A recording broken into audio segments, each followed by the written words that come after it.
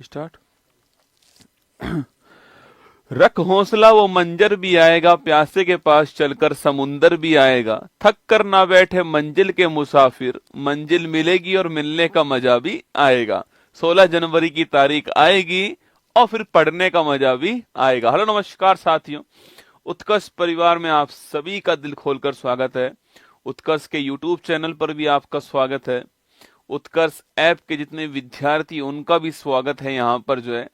तो static GK वाली जो क्लास है आपकी, तिरंगा जो सीरीज, तिरंगा जो आपका बैच है 2.0, उसमें आपका स्वागत है। मेरे साथ राहुल, बिल्कुल रोहित, कालू, अजीत, गौरव, विनय, अभिषेक, बिल्कुल रवि, ब्रजेश, सभी का स्वागत है। आज और कल आपकी जो क्लास है वो क्लास यूट्यूब के ऊपर आपको लाइव दिखने वाली है, और उसके बाद में ये क्लास आपको उसके बाद में जो ऐप है आपका मंडे से वहां पर आपको दिखने वाली है। ठीक है। हाँ, वर्ल्ड मैप पर जो शिपिंग चार्ज है वो शायद अब हट गया होगा, जहां तक मेरी टीम से बात हुई है वो हटा दिया गया होगा अब जो है। तो जब वो हट जाए तब आपको वो कोड जो वर्ल्ड मैप है वो आपको परचेज करना, मैंने टीम को बोल दिया है। पर हो सकता है टेक्निकल एरर आने से वो अभी तक नहीं हटाओ, संभावना है। तो जब वो हट जाएगा, शाम तक हट जाए, सुबह तक हट जाए, तभी आपको वो परचेज करना है। ठीक है। चलिए, अब स्टैटिक जीके की हम लोग बात करते हैं। देखिए, स्टैटिक जीके में आता क्या है दोस्तों, मुद्दा ये भी आता है कि जो स्टैटिक जीके वाला पोर्शन है उसमें सवाल कैसे कैसे आते हैं। पहली बात तो कौन कौन से टॉपिक हम उसके अंदर पढ़ेंगे। अगला पॉइंट, सवाल कैसे कैसे आएंगे उसके अंदर। अगला पॉइंट उसके अलावा कि हम प्रीवियस ईयर क्वेश्चन पेपर पढ़ेंगे या नहीं पढ़ेंगे, हम कैसे पढ़ने वाले, कंटेंट हम कैसे पढ़ने वाले, ये सारी बातें आपके सामने आती भी होंगी। और मेरे हिसाब से वर्तमान परिदृश्य में आपके लिए स्ट्रेटजी जी के सबसे महत्वपूर्ण टॉपिक में से एक है, ये तो आप भली भांति परिचित हैं। ठीक है। पहली बात तो स्टैटिक जीके में हम पढ़ने क्या क्या वाले हैं आपको ये देखना है। ठीक है। आपको ध्यान से देखना है। सिलेबस मैंने आपके ऐप के अंदर डलवाया हुआ है, वही सिलेबस मैं लेकर आया हूं यहाँ पर आपके सामने, जिस सिलेबस में से पॉइंट आपके सामने होंगे कि भाई ये टॉपिक आपके एग्जाम में आते हैं। फिर हम देखेंगे उस टॉपिक के सवाल कौन कौन से आपके एग्जाम में आते हैं। केवल टॉपिक का नाम देखने से काम नहीं चल पाएगा। भाई उस टॉपिक का ये सवाल आता है इस एग्जाम में, वो आपको आज यहीं पर दिखाने वाला हूं। आज आपकी पहली क्लास है, आपके दिमाग में ये सेट हो जाना चाहिए कि हाँ, ये टॉपिक आपके एग्जाम के लिए महत्वपूर्ण है और आपको ये पढ़ना है। जब तक आपको ये कॉन्फिडेंस नहीं होगा कि यार टॉपिक महत्वपूर्ण है एग्जाम के लिए, तब तक आप उसके ऊपर पढ़ोगे नहीं, है ना। सब कुछ अपडेट करा के लिखाऊंगा आपको। 2025 में जो एग्जाम का ट्रेंड है मैं आपको वहां पे पढ़ाने वाला हूं, और 24 तक जो भी अपडेट हो चुका है सारा अपडेट कंटेंट आपको यहाँ पर मिलने वाला है। कंटेंट आप चिंता मत कीजिए, हर चीज मैं अपने हाथ से यहाँ पर लिखाऊंगा, ये मेरा आपसे वादा रहा। बस आपको मेरे साथ प्रयास करना पड़ेगा, आपको मेरे साथ मेहनत करनी पड़ेगी, बस इतना ही करना है आपको, बाकी सब कुछ मैं देख लूंगा, है ना। क्वेश्चन, कंटेंट, टेस्ट, पीडीएफ सब कुछ मैं दूंगा आपको यहाँ पर। ठीक है। चलिए शुरुआत करते हैं। बांके बिहारी लाल की जय। तो स्टैटिक जो जीके है आपका टॉपिक, इस टॉपिक में आता क्या क्या है। पहला क्वेश्चन तो आपका ये होगा, ठीक है, कि इसका सिलेबस क्या है, हम क्या पढ़ने वाले हैं, वो मुद्दा दोस्तों रहने वाला है। ठीक है, कि स्टैटिक जीके जो है इसमें हम क्या पढ़ेंगे अगले एक महीने के दौरान, ये भी क्वेश्चन आपके सामने बन सकता है। ठीक है। 25 के आसपास क्लास इसकी होने वाली है ना, 25 क्लास इसकी होने वाली है। 25 क्लास के आसपास क्लास इसकी होंगी, और इन 25 क्लास के अंदर 20 टॉपिक जो है हम कवर करने वाले हैं। ठीक है। 20 टॉपिक जो होंगे ये कवर करने वाले हैं, और फिर हम जो है इसके साथ में कुछ क्वेश्चन भी इसके करने वाले हैं। अगर लास्ट में हमारे पास टाइम बचेगा तो हम कुछ क्वेश्चन अलग से भी करेंगे इसके, जो लेटेस्ट एग्जाम में आए हुए होंगे। ठीक है। बाकी मैं प्रयास करूंगा साथ के साथ ही आपको यहाँ पर क्वेश्चन भी करवाया जाए। ठीक है। चलिए पहले देखिए टॉपिक कौन कौन से आपके एग्जाम में आएंगे ना। ये पहली क्लास है, ये इंट्रोडक्शन क्लास है, परिचय वाली क्लास में ले रहा हूं आपके सामने यहाँ पर जो है, इसलिए धैर्य बनाए रखिएगा। ये परिचय वाली क्लास है, इसके अंदर हम देखने वाले टॉपिक कौन कौन से होंगे, और उन टॉपिक के क्वेश्चन आपके एग्जाम में कौन कौन से आते हैं वो भी मैं आपको साथ के साथ दिखाने जा रहा हूं। ठीक है। किस तरह के सवाल आपके एग्जाम में पूछ सकता है वो भी मैं आपको दिखाऊंगा ना। चलिए तो पहला देखिए आप, टॉपिक के नाम कौन कौन से वो आपके सामने यहाँ पर देखो। फर्स्ट टॉपिक का नाम है क्लासिकल डांस और लैंग्वेज। कौन सा है? शास्त्रीय नृत्य और शास्त्रीय जो भाषा है, ये आपका पहला टॉपिक हो गया। ठीक है। आप निश्चित मान के चलना, 100% आपके एग्जाम में यहां से सवाल आने वाला है। भाई क्लासिकल डांस तो आप जानते हो कितना महत्वपूर्ण टॉपिक है, ठीक है, क्योंकि यामिनी कृष्णमूर्ति जी का अभी कुछ दिनों पहले निधन हो गया, तो यामिनी कृष्णमूर्ति आपके लिए महत्वपूर्ण सवाल हो गया, ठीक है। इसके अलावा अभी हमारे यहाँ पर नई क्लासिकल लैंग्वेज आई है, 5 हमारे यहाँ पर नई भाषाएं आई हैं, उसका सवाल भी आपके एग्जाम में बन सकता है। तो पहला टॉपिक रहेगा हमारा क्लासिकल डांस और क्लासिकल लैंग्वेज जो है, इनके सबके क्वेश्चन भी दिखाऊंगा। एक बार सिलेबस दिखा रहा हूँ फिर क्वेश्चन दिखाऊंगा, ठीक है। तो क्लासिकल डांस और क्लासिकल लैंग्वेज जो है ये हमारा पहला टॉपिक रहेगा, शास्त्रीय भाषाएं। अब सवाल दोस्तों ये भी बन सकता है कि यामिनी कृष्णमूर्ति को किस वर्ष पद्म विभूषण मिला। सवाल ये भी बन सकता है कि यामिनी कृष्णमूर्ति का संबंध किस क्लासिकल डांस है। सवाल ये भी बन सकता है, अगर आसान सवाल पूछेगा, कि भाई भरतनाट्यम डांस किस राज्य का क्लासिकल डांस है। सवाल 3 तरह के इसमें बन सकते हैं, ठीक है। सेकंड जो हमारा टॉपिक होगा वो है यूनेस्को वर्ल्ड हेरिटेज। कौन सा है? यूनेस्को विश्व धरोहर जो है, यह टॉपिक आपका होने वाला है। सवाल यहां भी 100% बनने वाला है। देखिए ये मैं क्यों कह रहा हूं 100%, क्योंकि इन सब टॉपिक में स्टैटिक जीके के साथ में करंट अफेयर्स भी अपने आप ऐड हो गई है, ठीक है। जैसे यूनेस्को वर्ल्ड हेरिटेज की बात करूं आपसे, तो भारत का लेटेस्ट यूनेस्को वर्ल्ड हेरिटेज कौन सा, सवाल बन सकता है। यूनेस्को वर्ल्ड हेरिटेज कमेटी की बैठक इस साल 24 के अंदर कहां पर हुई है, 25 के अंदर कहां पर होगी, विश्व में सर्वाधिक यूनेस्को वर्ल्ड हेरिटेज कहां पर है, या फिर भारत में कौन सा मिक्स हेरिटेज है, या फिर कोई और जो आपके धरोहर है, या फिर भारत का कौन सा साहित्य शहर बना है पहला, या फिर भारत में कौन सा इंटेंजिबल साइट है। ये सारे सवाल बनने के हॉट स्पॉट होंगे जहां सवाल बन सकता है, ठीक है। थर्ड टॉपिक है आपके मेजर घराना। दोस्तों ये भी आपके इंपॉर्टेंट टॉपिक है। जो घराने जो होते हैं ना आपके, ये बहुत बार एग्जाम में पूछता है, ठीक है। जो अच्छे अच्छे एग्जाम्स होते हैं आपके, उनमें मेजर घराने वाला टॉपिक जो है, ये आपने भी देखा होगा कि आजकल ट्रेंड चेंज हो गया है, वो घराने के ऊपर आ गया है, ठीक है। कि अली अकबर खान का घराना कौन सा है, ठीक है। वो सवाल यहाँ पर पूछ रहा है आपसे ना। अभी आप जानते हो जाकिर हुसैन जी का निधन हुआ है, वो आपसे इनका घराना पूछ सकता है कि भाई कौन से घराने के थे, है ना। या फिर गंगूबाई का घराना कौन सा था, लता मंगेशकर का घराना कौन सा था। तो यहाँ पर भी एक सवाल बन सकता है, ठीक है, प्रमुख घराने के ऊपर भी, है ना। इसके अलावा प्रमुख वाद्य यंत्र और वादक, ठीक है, मेजर म्यूजिकल इंस्ट्रूमेंट और उनके कंपोनेंट जो हैं, जो उनके प्लेयर हैं, यहां भी सवाल बन सकता है, ठीक है। जैसे कि हरिप्रसाद चौरसिया जो हैं, इनका संबंध किस वाद्य यंत्र से है, ये सवाल आपसे पूछ सकता है। तो कोई भी आपकी म्यूजिकल एक्सपोनेंट को उठा लेगा और उसके साथ में उनका कौन सा वाद्य यंत्र है, उनका कौन सा म्यूजिकल इंस्ट्रूमेंट है, ये भी आपसे पूछ सकता है, ठीक है। तो वाद्य यंत्र, वादक और घराना, ये 2 टॉपिक में से निश्चित सवाल कोई ना कोई आ ही जाता है, ठीक है। वाद्य यंत्र, वादक और घराने में से टॉपिक में सवाल आपसे पूछता है ना।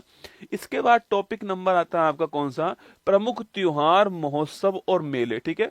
कोई फेस्टिवल है आपके, बथुकंबा फेस्टिवल किस राज्य का है, मकर संक्रांति। एक तो सवाल है कि भाई राज्य पूछ ले आपसे, बथुकंबा फेस्टिवल किस राज्य का है, ठीक है। एक सवाल आपसे ये पूछ सकता है कि मकर संक्रांति का संबंध किस आपके भगवान से है ना। दोनों तरह के सवाल यहाँ पर पूछ सकता है, ठीक है। तो प्रमुख त्योहार, महोत्सव, मेले जो है, यहाँ भी सवाल एग्जाम में आता है। और जो लेटेस्ट आपके त्योहार होते हैं, जैसे कुंभ का मेला है, यहाँ सवाल बनता है, ठीक है। अब कुंभ के मेले सवाल बन सकता है ना, ये आप भी जानते हो, ठीक है। इसके बाद है प्रमुख लोक नृत्य, मेजर फोक डांस, ठीक है।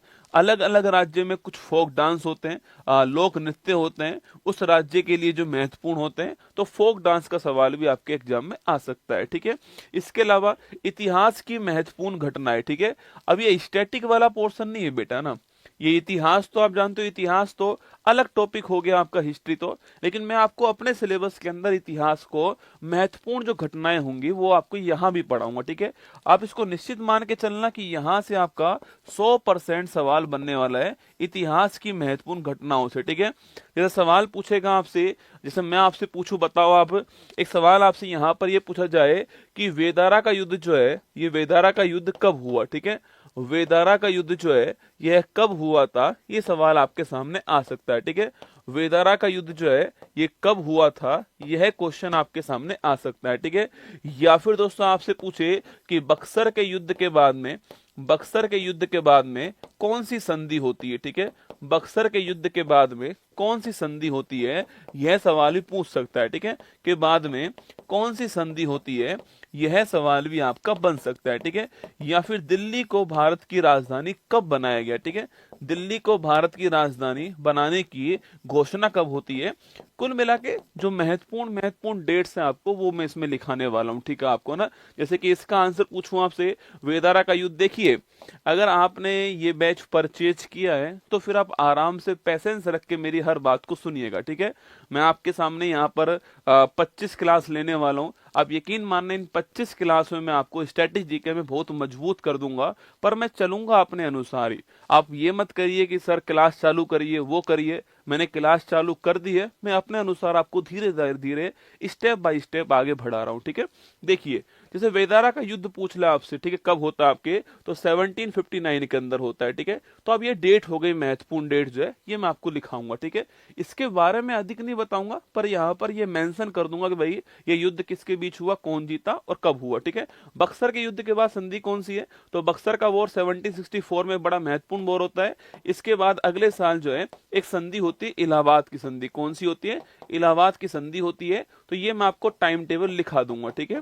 इसके बाद दिल्ली राजधानी कब बनाया गया, तो जो घोषणा है आपके ये तो कब होती है, 1911 के अंदर होती है, ठीक है। और बनाया कब गया था आपके, 1912 में बनाया गया था दिल्ली को राजधानी, आपको ध्यान रखना है, ठीक है। तो ऐसे इतिहास की बात हम लोग करने वाले हैं, ठीक है।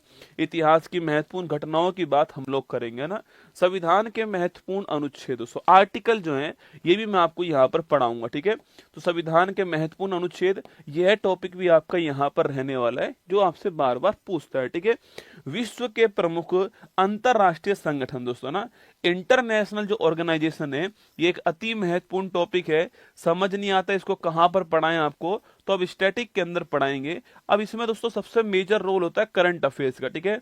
कोई संगठन जो है उसमें नया मेंबर कौन सा बना है, ठीक है, या फिर कोई संगठन जो है उसका अभी हाल ही में बैठक कहां पर हुई है, ठीक है। तो ये 2 पॉइंट आपके नए अपडेट होते हैं हर साल कि भाई मेंबर कोई नया बना है क्या, या फिर कोई बैठक नहीं हुई है क्या, ये सवाल पूछता है। जैसे कि मान लो सवाल आपसे ये पूछ ले कि जो ब्रिक्स है, इस ब्रिक्स 2024 का सम्मेलन कहां पर हुआ, ठीक है, इसकी बैठक कहां पर हुई, ये सवाल आपके सामने आ सकता है। या फिर सवाल आपसे ऐसे पूछ ले कि एशियाई विकास बैंक का लेटेस्ट नवीनतम आपके 69वां मेंबर कौन बना है, ठीक है। सवाल दोनों तरह से आपसे पूछ सकता है यहाँ पर, है ना। भाई ब्रिक्स की बैठक कहां पर हुई, ये पूछ सकता है एक सवाल, तो आपके नई बैठक कहां पर हुई। या फिर सवाल पूछ सकता है कि भाई कोई संगठन है उसका लेटेस्ट मेंबर कौन सा है, यहां सवाल बन सकता है, ठीक है। देखिए ब्रिक्स 24 की बैठक कहां पर हुई है, तो ये रूस के कजान शहर में हुई है। कहां पर, रूस के कजान शहर में हुई है, ठीक है। ये एक एग्जाम्पल के तौर पर पढ़ा रहा हूं, ठीक है। एशियाई विकास बैंक जो है इसका नया मेंबर कौन बना है आपके, इजराइल इसका नया मेंबर बना है, ठीक है। इसकी बैठक कहां पर हुई है, इजराइल नया मेंबर है, ये आपको ध्यान रखना है। और कौन से नंबर का है, 69वां मेंबर का इजराइल आपको ध्यान रखना है, ठीक है। तो ये भी टॉपिक मैं आपको पढ़ाने वाला हूँ, बहुत ही महत्वपूर्ण टॉपिक है, एग्जाम में सवाल आ ही जाता है। हर एग्जाम में आपको, चाहे कोई भी आप एग्जाम दीजिए, सवाल यहाँ पर बन जाएगा, ठीक है। इसके बाद दोस्तों टॉपिक नंबर आता है भारत के प्रमुख संस्थान, ठीक है। तो मेजर इंस्टीट्यूट ऑफ इंडिया, ठीक है। जैसे कि वर्तमान में आप इसरो बहुत चर्चा में है दोस्तों ना, इसरो वर्तमान में चर्चा में है टॉपिक, क्योंकि आप जानते हो इसरो के नए हेड आ चुके हैं, तो आपसे इसरो वाला सवाल पूछ सकता है, ठीक है। भाई इसरो चर्चा में इस समय, तो इसरो वाला टॉपिक आपसे पूछ लेगा कि इसरो के वर्तमान अध्यक्ष कौन है, ठीक है। सवाल पूछे कि इसरो के वर्तमान अध्यक्ष कौन है, ये टॉपिक आपके सामने, यह क्वेश्चन आपके सामने आ सकता है, ठीक है। अब देखिए क्यों करंट अफेयर्स का दोस्तों मेजर रोल होता है, ठीक है। आपने बहुत सारी संस्था सुनी होंगी, जैसे कि चावल अनुसंधान केंद्र कटक के अंदर है, या फिर तंबाकू वाला राजमुंदरी के अंदर है, ये सुना है आपने। अभी कुछ दिनों पहले राष्ट्रीय हल्दी बोर्ड का गठन हुआ है, ठीक है। सवाल पूछेगा राष्ट्रीय हल्दी बोर्ड का मुख्यालय कहाँ बना है, राष्ट्रीय हल्दी बोर्ड का मुख्यालय कहाँ बना है, ये भविष्य में सवाल आपसे पूछ सकता है, ठीक है।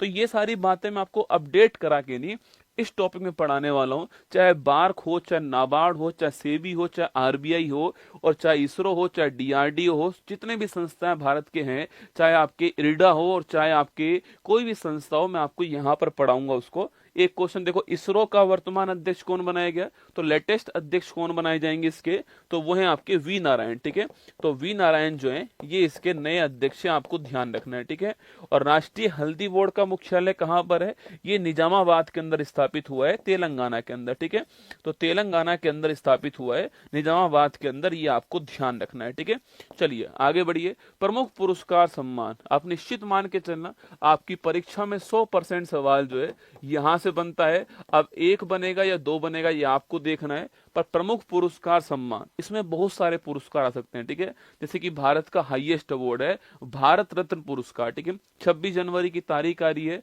हो सकता है कोई नया भारत का सर्वोच्च अवार्ड, कोई पद्मश्री अवार्ड आपके नया मिल जाए, आपको संभावना है। ठीक है, तो 26 तारीख को नए अवार्ड मिल सकते हैं। ठीक है, अभी कुछ दिनों पहले आप जानते हो कि मेजर ध्यानचंद खेल रत्न अवार्ड की घोषणा होती है। ठीक है, अर्जुन अवार्ड की घोषणा होती है, तो अब ये आने वाले जो एग्जाम है इसमें मेजर ध्यानचंद खेल रत्न अवार्ड किसे दिया गया। ठीक है, तो मेजर ध्यानचंद खेल रत्न अवार्ड जो है ये किसको दिया गया, सवाल आपसे यहां पर पूछ सकता है। ठीक है, निश्चित पूछ सकता है कि कितने खिलाड़ियों को मिला। ठीक है, कितने खिलाड़ियों को मिला, सवाल आपसे पूछ सकता है। उन खिलाड़ी का खेल कौन कौन सा, सवाल पूछ सकता है। ठीक है, या उन खिलाड़ियों ने क्या क्या काम किया था, सवाल उससे भी बन सकता है। ठीक है, या फिर दोस्तों अगला क्वेश्चन आपके सामने बन सकता है कि अभी हाल ही में 34वां व्यास सम्मान किसको प्राप्त हुआ है। ठीक है, ये सवाल बन सकता है। अवार्ड बहुत सारे हैं, व्यास सम्मान हो गया।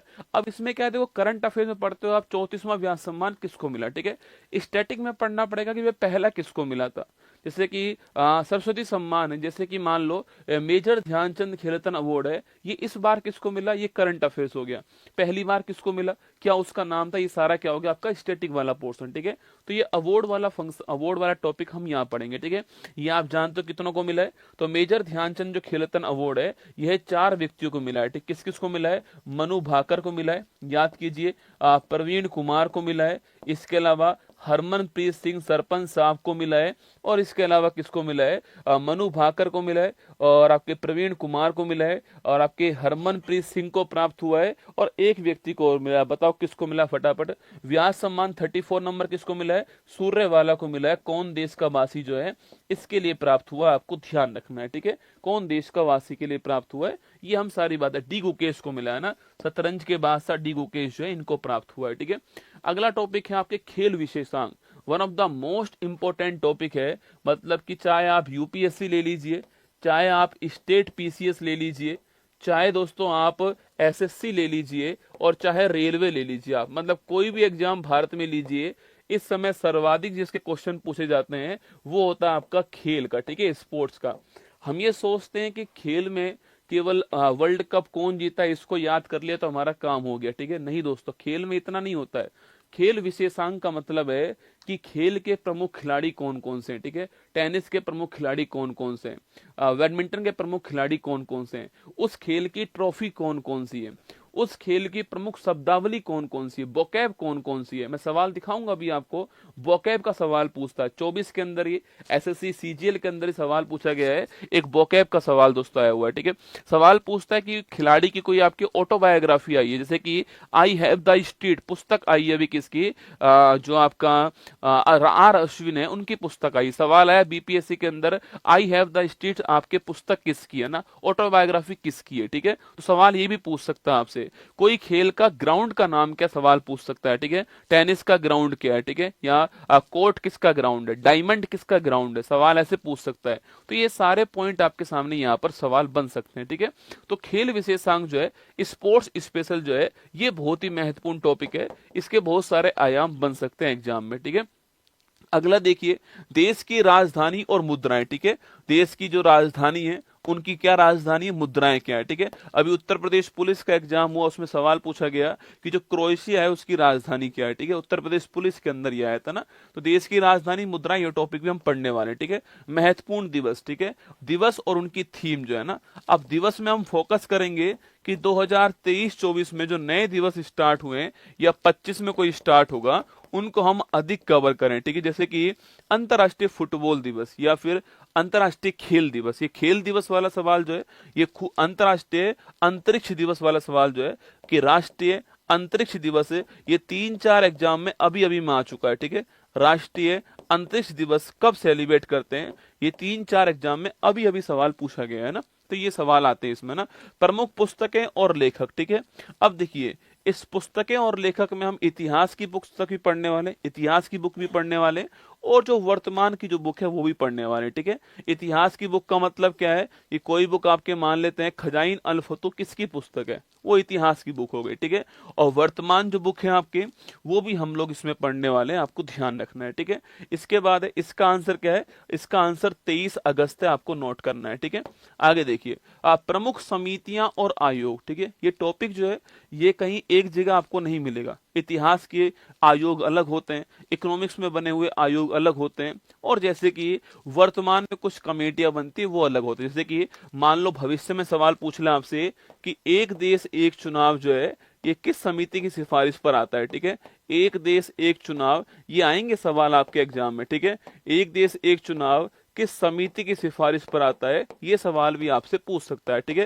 ये कौन सी कमेटी है जिसकी रिकमेंडेशन पर एक देश एक चुनाव जो है ये भारत के अंदर आया, ठीक है। एक क्वेश्चन दोस्तों ये भी बन सकता है आपके, एक क्वेश्चन आपके सामने यहां पर ये भी बन सकता है कि भाई बैंकिंग सुधार के लिए भारत में कौन सी कमेटी बनती है, ठीक है। बैंकिंग रिफॉर्म के लिए भारत में कौन सी समिति बनती है, सवाल ये भी पूछ सकता है आपसे। यहाँ पर सवाल आपसे ये भी पूछ सकता है कि सेंट्रल विजिलेंस कमीशन जो है इसकी स्थापना किस समिति की सिफारिश पर होती है, ये सवाल भी आपके सामने आ सकता है, ठीक है। तो समिति और आयोग हम यहाँ पर पढ़ने वाले इस टॉपिक के अंदर, ठीक है। जैसे इस क्वेश्चन का आंसर क्या है? रामनाथ कोविंद जो है, रामनाथ कोविंद इस क्वेश्चन का आंसर है। इनकी अध्यक्षता समिति बनती है और 129वां संविधान संशोधन बिल जो है वो आपके पेश होता है, ठीक है। इसके अलावा बैंकिंग रिफॉर्म की कमेटी कौन सी है? नरसिम्हन कमेटी, आप जानते हो नरसिम्हन समिति जो है यह बैंकिंग रिफॉर्म की कमेटी है, ठीक है। इसके अलावा सेंट्रल विजिलेंस कमीशन जो है ये आप जानते हो कौन सा? ये आपके संथानम समिति जो है इसकी सिफारिश पर। देखो ये क्वेश्चन करंट अफेयर्स का हो गया, ये इकोनॉमिक्स का हो गया, और ये आपका पॉलिटी का हो गया, ठीक है। ऐसे सवाल बन सकते हैं ना। आगे देखिए नेक्स्ट क्वेश्चन आपके सामने यहाँ पर राष्ट्रीय उद्यान टाइगर रिजर्व, ठीक है। National park tiger reserve Bharat के जो राष्ट्रीय उद्यान है, भारत के जो टाइगर रिजर्व है उनकी बात हम लोग करने वाले, ठीक है। सवाल पूछे कि भारत का 56वां टाइगर रिजर्व कौन सा बना है, ठीक है। यह सवाल आपसे ऐसे भी पूछ सकता है, यहाँ पर जो है सवाल ऐसे पूछ सकता है कि रानीपुर टाइगर रिजर्व भारत के किस राज्य के अंदर, ठीक है। रानीपुर टाइगर रिजर्व जो है ये भारत में किस राज्य में, सवाल दोनों तरीके से आपसे पूछ सकता है, ठीक है। अगला क्वेश्चन प्रथम महिला और प्रथम पुरुष, ठीक है।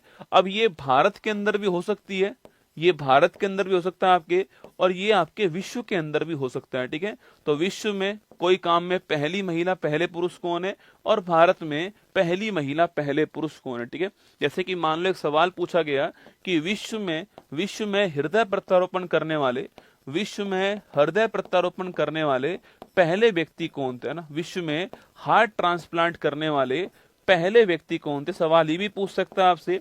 और सवाल ये भी पूछ सकता है कि भारत में कौन था, ना।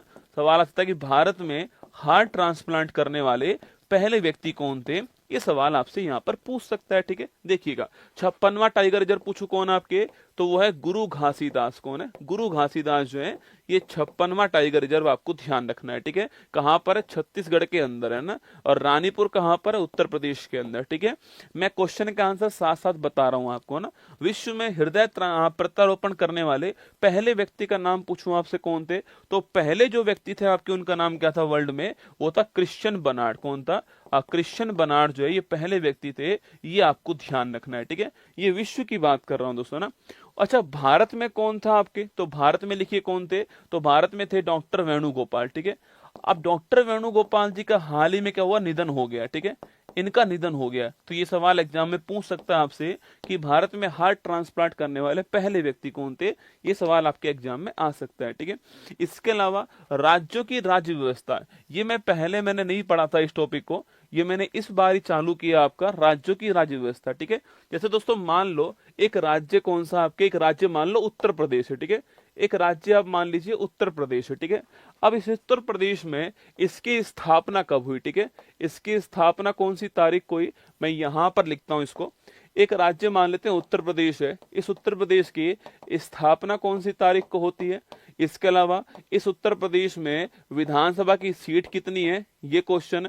इस उत्तर प्रदेश में लोकसभा की सीट कितनी है, यह क्वेश्चन। अगर यहाँ पर विधान परिषद है तो उसकी सीट कितनी है, ये क्वेश्चन। और अगर यहाँ पर राज्यसभा में सीट कितनी है, यह क्वेश्चन। और यहाँ के पहले मुख्यमंत्री कौन थे, यह क्वेश्चन। यहाँ की पहली महिला मुख्यमंत्री कौन थी, और यहाँ के पहले राज्यपाल कौन थे, और यहाँ पर वर्तमान मुख्यमंत्री कौन है, और यहाँ पर वर्तमान राज्यपाल कौन है। ये सारे क्वेश्चन बन के बनाते हैं क्या, इसकी राज्य व्यवस्था। ठीक है, तो ये सारे पॉइंट मैं आपको हर राज्य के बारे में लिखाऊंगा। ठीक है, मैं आपको ये सारे पॉइंट आपको हर राज्य के बारे में लिखाऊंगा कि उसकी स्थापना कब होती है, उसमें विधानसभा की सीट कितनी है, लोकसभा सीट कितनी है, विधान परिषद की सीट कितनी है, राज्यसभा सीट, पहले मुख्यमंत्री, पहली महिला मुख्यमंत्री, पहले राज्यपाल, वर्तमान राज्यपाल और वर्तमान गवर्नर। ठीक है, इस प्रकार दोस्तों लिखाऊंगा ना आपको, तो आपके पास 15-20 पेज में पूरे भारत के हर राज्य की जो राज्य व्यवस्था है वो तैयार हो जाएगी, और साथ में यूटी की भी। ठीक है, ये आपके एग्जाम में बहुत काम आएगी। अगर आपका मान लो उत्तर प्रदेश का आपका एग्जाम है तो वहां भी ये सवाल पूछेगा, अगर आपका भारत का एग्जाम है तो वहां भी ये सवाल पूछेगा। ठीक है, तो ये आपके लिए महत्वपूर्ण सूचना मेरी तरफ से ना। ये टॉपिक भी मैं आपको पढ़ाने वाला हूँ पॉलिटी ऑफ स्टेट के अंदर। ठीक है, अब फिर इसके बाद में एक टॉपिक दोस्तों विविध का रहने वाला है। ठीक है, अब जो कुछ इसमें रह जाएगा वो हम जो है यहाँ कवर करने वाले, जैसे कि आपके रामसर स्थल कौन से, रामसर साइट है आपकी, अब वो कहीं भी कवर नहीं हुई है तो हम रामसर स्थल को यहाँ कवर करने वाले। ठीक है, ऐसे टॉपिक आपके यहाँ पर रहेंगे। तो कुल मिला के ये 20 टॉपिक मैं आपको पढ़ाने वाला हूँ आपके एग्जाम के लिए, जो है महत्वपूर्ण होने वाले हैं। अब देखिए बात दोस्तों यहाँ पर यह है कि ये सारे टॉपिक्स तो मैं आपको पढ़ाऊंगा। ठीक है, पर मैं चाहता हूँ हाँ प्रमुख मंदिर, जैसे कि ना प्रमुख मंदिर हैं या फिर प्रमुख पर्यटन स्थल हैं, आपके प्रमुख पर्यटन स्थल हैं, यह सारे टॉपिक आपके यहाँ पर कवर होने वाले हैं। ये विविध के अंदर ही कवर होते हैं। ठीक है, अब मैं तो आपको पढ़ाऊंगा ही बेटा ना, मेरा तो उद्देश्य आपको पढ़ाना ही है, पर मैं चाहता हूँ कि मैं एक बार ये देख लेता हूँ कि आप कितना सहज महसूस करेंगे क्वेश्चंस के अंदर। ठीक है, आप कितना सहज महसूस करेंगे क्वेश्चन के अंदर, पहले मैं आपको ये देख लेता हूं। ठीक है, तो आज जो मैं आपके सामने लेकर आया हूं यहाँ पर, यह 40 क्वेश्चन का एक टेस्ट होने वाला है। ठीक, कितना है ये देखिए, मतलब क्लास चालू होने से पहले टेस्ट मैं आपका लेने वाला हूँ। ये भी अपने आप में, हाँ जनगणना टॉपिक जैसे आपके हो गया, जनगणना टॉपिक आपका हो गया, यहाँ पर जनगणना है या फिर पंचवर्षीय योजना है, ये सारे टॉपिक आपके यहीं पर करवाए जाएंगे। ठीक है, मैंने 5 दिन इन्हीं के लिए दिए हुए हैं, चिंता मत कीजिए आप। ये रामसर स्थल, मंदिर, पर्यटन स्थल, यहाँ तक पहुंचेंगे तो मैं आपको लिखा दूंगा। ठीक है, अब दोस्तों मुद्दा इस बात का है कि मैं चाहता हूं कि पहले मैं पढ़ाने से शुरू करूं आपको, इससे पहले मैं आपका एक टेस्ट लेता हूं। इस टेस्ट में आप कितने क्वेश्चन ठीक कर पाओगे ये आप मेरे साथ देखिएगा। ठीक है, थोड़ी सी ईमानदारी की जरूरत होने वाली है। ठीक है, थोड़ी सी ईमानदारी चाहिए आपकी कि जब मैं सवाल समाप्त करूं आप मुझे बताओ कि मेरे सर इतने क्वेश्चन ठीक हुए हैं, इतने में से, है ना। कुल क्वेश्चन की संख्या आपके 41 क्वेश्चन है ना, कुल क्वेश्चन कितने 41 क्वेश्चन है। ठीक है, 41 क्वेश्चन पढ़ाने वाला हूं मैं आपको, इस 41 में से आपके कितने ठीक हुए हैं ये आपको पहले ही देख लेना है। ठीक है, और जब मैं क्लास समाप्त करूंगा ना, जब मैं क्लास एंड करूंगा तो मैं यही पेपर आपसे वापस करवाऊंगा। ठीक है, यही पेपर वापस करवाऊंगा आपसे, और फिर देखना आप कि आपका कितना इंप्रूवमेंट हुआ है। ठीक है, मैं अभी पेपर करवा रहा हूं, जब क्लास समाप्त करूंगा तो यही पेपर आपसे वापस कराने वाला हूं, और आपको बताना है मुझे कि भाई कितना क्वेश्चन आपके ठीक हुए हैं। ठीक है, चलिए शुरुआत करते हैं। तिरंगा 2.0 इसकी पहली क्लास में आपका स्वागत है। ये यूट्यूब पर, मुझे ऐसा लगता है कि यूट्यूब पर कोई क्लास फ्री करनी ही नहीं चाहिए ना, क्योंकि एक्चुअली में होता क्या है कि अब मैं क्लास पढ़ा रहा हूँ, यहाँ पर शुरू कर रहा हूँ, मैं अपने अनुसार ही पढ़ाऊंगा। मैं इस क्लास का वाजिराब सिंघम हूँ, मैं अपने अनुसार चलूंगा। ठीक है, मैं आपके अनुसार बिल्कुल नहीं चलूंगा ना, मैं अपने अनुसार ही पढ़ाने वाला हूँ। ठीक है, इसलिए आप निश्चिंत होकर के, आपको लगता है कि मुझे पढ़ना है आप पढ़ सकते हो, आपको लगता है कि मुझे नहीं पढ़ना है कोई बात नहीं है ना, ये आपकी मर्जी है, आपका लाइफ है और आपका ही भविष्य है। ठीक है, मैं तो अपनी तरफ से प्रयास कर सकता हूँ, है ना। चलिए शुरुआत करते हैं। एक क्वेश्चन आपके सामने यहाँ पर है, क्वेश्चन लिखा है, उस क्वेश्चन को किस एग्जाम में पूछा गया है वो भी मैंने यहाँ पर लिख कर दिया है। ठीक है, देखिए मैं भी साथ के साथ आंसर बताऊंगा आपको, पर आपके दिमाग में रखना है कि भाई मेरे इतने क्वेश्चन गलत हुए, इतने ठीक हुए, लास्ट में मैं आपसे बातचीत करूंगा इस बारे में, ठीक है। देखिए भरतनाट्यम नृत्य शैली निम्नलिखित में से किस राज्य से संबंधित है, ठीक है। जो भरतनाट्यम डांस है आपका, ये भरतनाट्यम डांस जो है वो कौन से राज्य का है? सवाल एक रूप में आपके सामने यहाँ पर, ठीक है। मणिपुरी राज्य का है, बिहार का है, कर्नाटक का है, तमिलनाडु दोस्तों ना। देखो भारत में आप जानते हो कि 8 क्लासिकल डांस हैं, उस 8 में से एक क्लासिकल डांस कौन सा है आपके? वो है भरतनाट्यम डांस। कौन सा है? भरतनाट्यम डांस है। इसी भरतनाट्यम डांस को हम सादीरट्टम डांस बोलते हैं। क्या बोलते हैं? इसी भरतनाट्यम डांस को हम सादीरट्टम डांस भी कहते हैं ना, सादीरट्टम भी कहते हैं, इसी को हम दासी अट्टम भी कहते हैं ना। पेपर में कोई और रूप भी आपका आ सकता है, ठीक है। दासी अट्टम, सादीरट्टम या भरतनाट्यम, कुछ भी आप कह दीजिए, ठीक है। तो मैं बात करूं आपसे, यह राज्य कौन सा है? तमिलनाडु राज्य। कौन सा है? ऑप्शन नंबर डी है, तमिलनाडु इसका ठीक आंसर है, ये आपको ध्यान रखना है, ठीक है। Option number D correct answer, Tamil Nadu ठीक आंसर है ना। क्वेश्चन नंबर 2 देखिए, कुचिपुड़ी नृत्य निम्नलिखित में से किस राज्य से संबंधित दोस्तों है, ठीक है। देखो कुचिपुड़ी की बात करूं मैं आपसे, यह भी एसएससी सीजीएल के अंदर सवाल पूछा गया कि कुचिपुड़ी डांस का संबंध किस राज्य से है, ठीक है। देखो ये भी एक क्लासिकल डांस है, पहली बात तो 8 में शामिल है ये। और कुचिपुड़ी का डांस कौन सा है? आंध्र प्रदेश का डांस कुचिपुड़ी है। केरल में 2 डांस होते हैं, कौन कौन से? एक तो मोहिनी अट्टम होता है, एक कथकली होता है, ठीक है। मणिपुर में मणिपुरी डांस होता है, और आंध्र प्रदेश में डांस कौन सा है? कुचिपुड़ी डांस है। इसी को हम मटका नृत्य बोलते हैं, और इसी को हम थाल नृत्य बोलते हैं। क्या बोलते हैं? थाल नृत्य कहते हैं। और मैंने आपसे कहा कि जो यामिनी कृष्णमूर्ति है ना, ये यामिनी कृष्णमूर्ति जो है, ये भरतनाट्यम प्लस कुचिपुड़ी की फेमस कलाकार है, ये आपको ध्यान रखना है, ठीक है। चलिए क्वेश्चन नंबर 3 देखिए, अक्टूबर 24 में भारत की शास्त्रीय भाषा का दर्जा निम्नलिखित में से किस भारतीय भाषाओं को दिया गया, ठीक है। मतलब अभी लेटेस्ट क्वेश्चन आपके एग्जाम में सवाल पूछा गया है कि भाई क्लासिकल लैंग्वेज के अंदर जो है कौन सी नई क्लासिकल लैंग्वेज भारत में शामिल होती है, यह क्वेश्चन आपके लिए यहाँ पर, ठीक है। मलयालम, उड़िया, प्राकृत, असमिया, बंगाली, मराठी, पाली, प्राकृत, असमिया, बंगाली, मराठी, उड़िया, प्राकृत, असमिया, बंगाली, मराठी, मलयालम, प्राकृत, असमिया, बंगाली, ठीक है। तो ये 4 ऑप्शन आपके सामने यहाँ पर, ठीक है। देखो याद कीजिए, मैंने आपसे कहा था कि पहले हमारे पास 6 क्लासिकल लैंग्वेज थी, अब उसमें 5 नई क्लासिकल लैंग्वेज जो है वो हमने यहाँ पर ऐड कर दी दोस्तों, है ना। अभी जो नई 5 क्लासिकल लैंग्वेज हमने ऐड किया आपके सो, इसमें कौन कौन सी आपके? तो इसमें एक तो पाली हो गई, एक आपके प्राकृत हो गई दोस्तों आपके, एक मराठी आपके कौन सी है? एक मराठी हो गई दोस्तों आपके, एक आपके असमिया हो गई, एक बंगाली हो गई, ठीक है। तो पाली, प्राकृत, मराठी, असमिया, बंगाली जो है, यह 5 प्राकृतिक आपके 5 जो है वो क्लासिकल लैंग्वेज आपको ध्यान रखनी है, ठीक है। ये लेटेस्ट ऐड हुई है ना।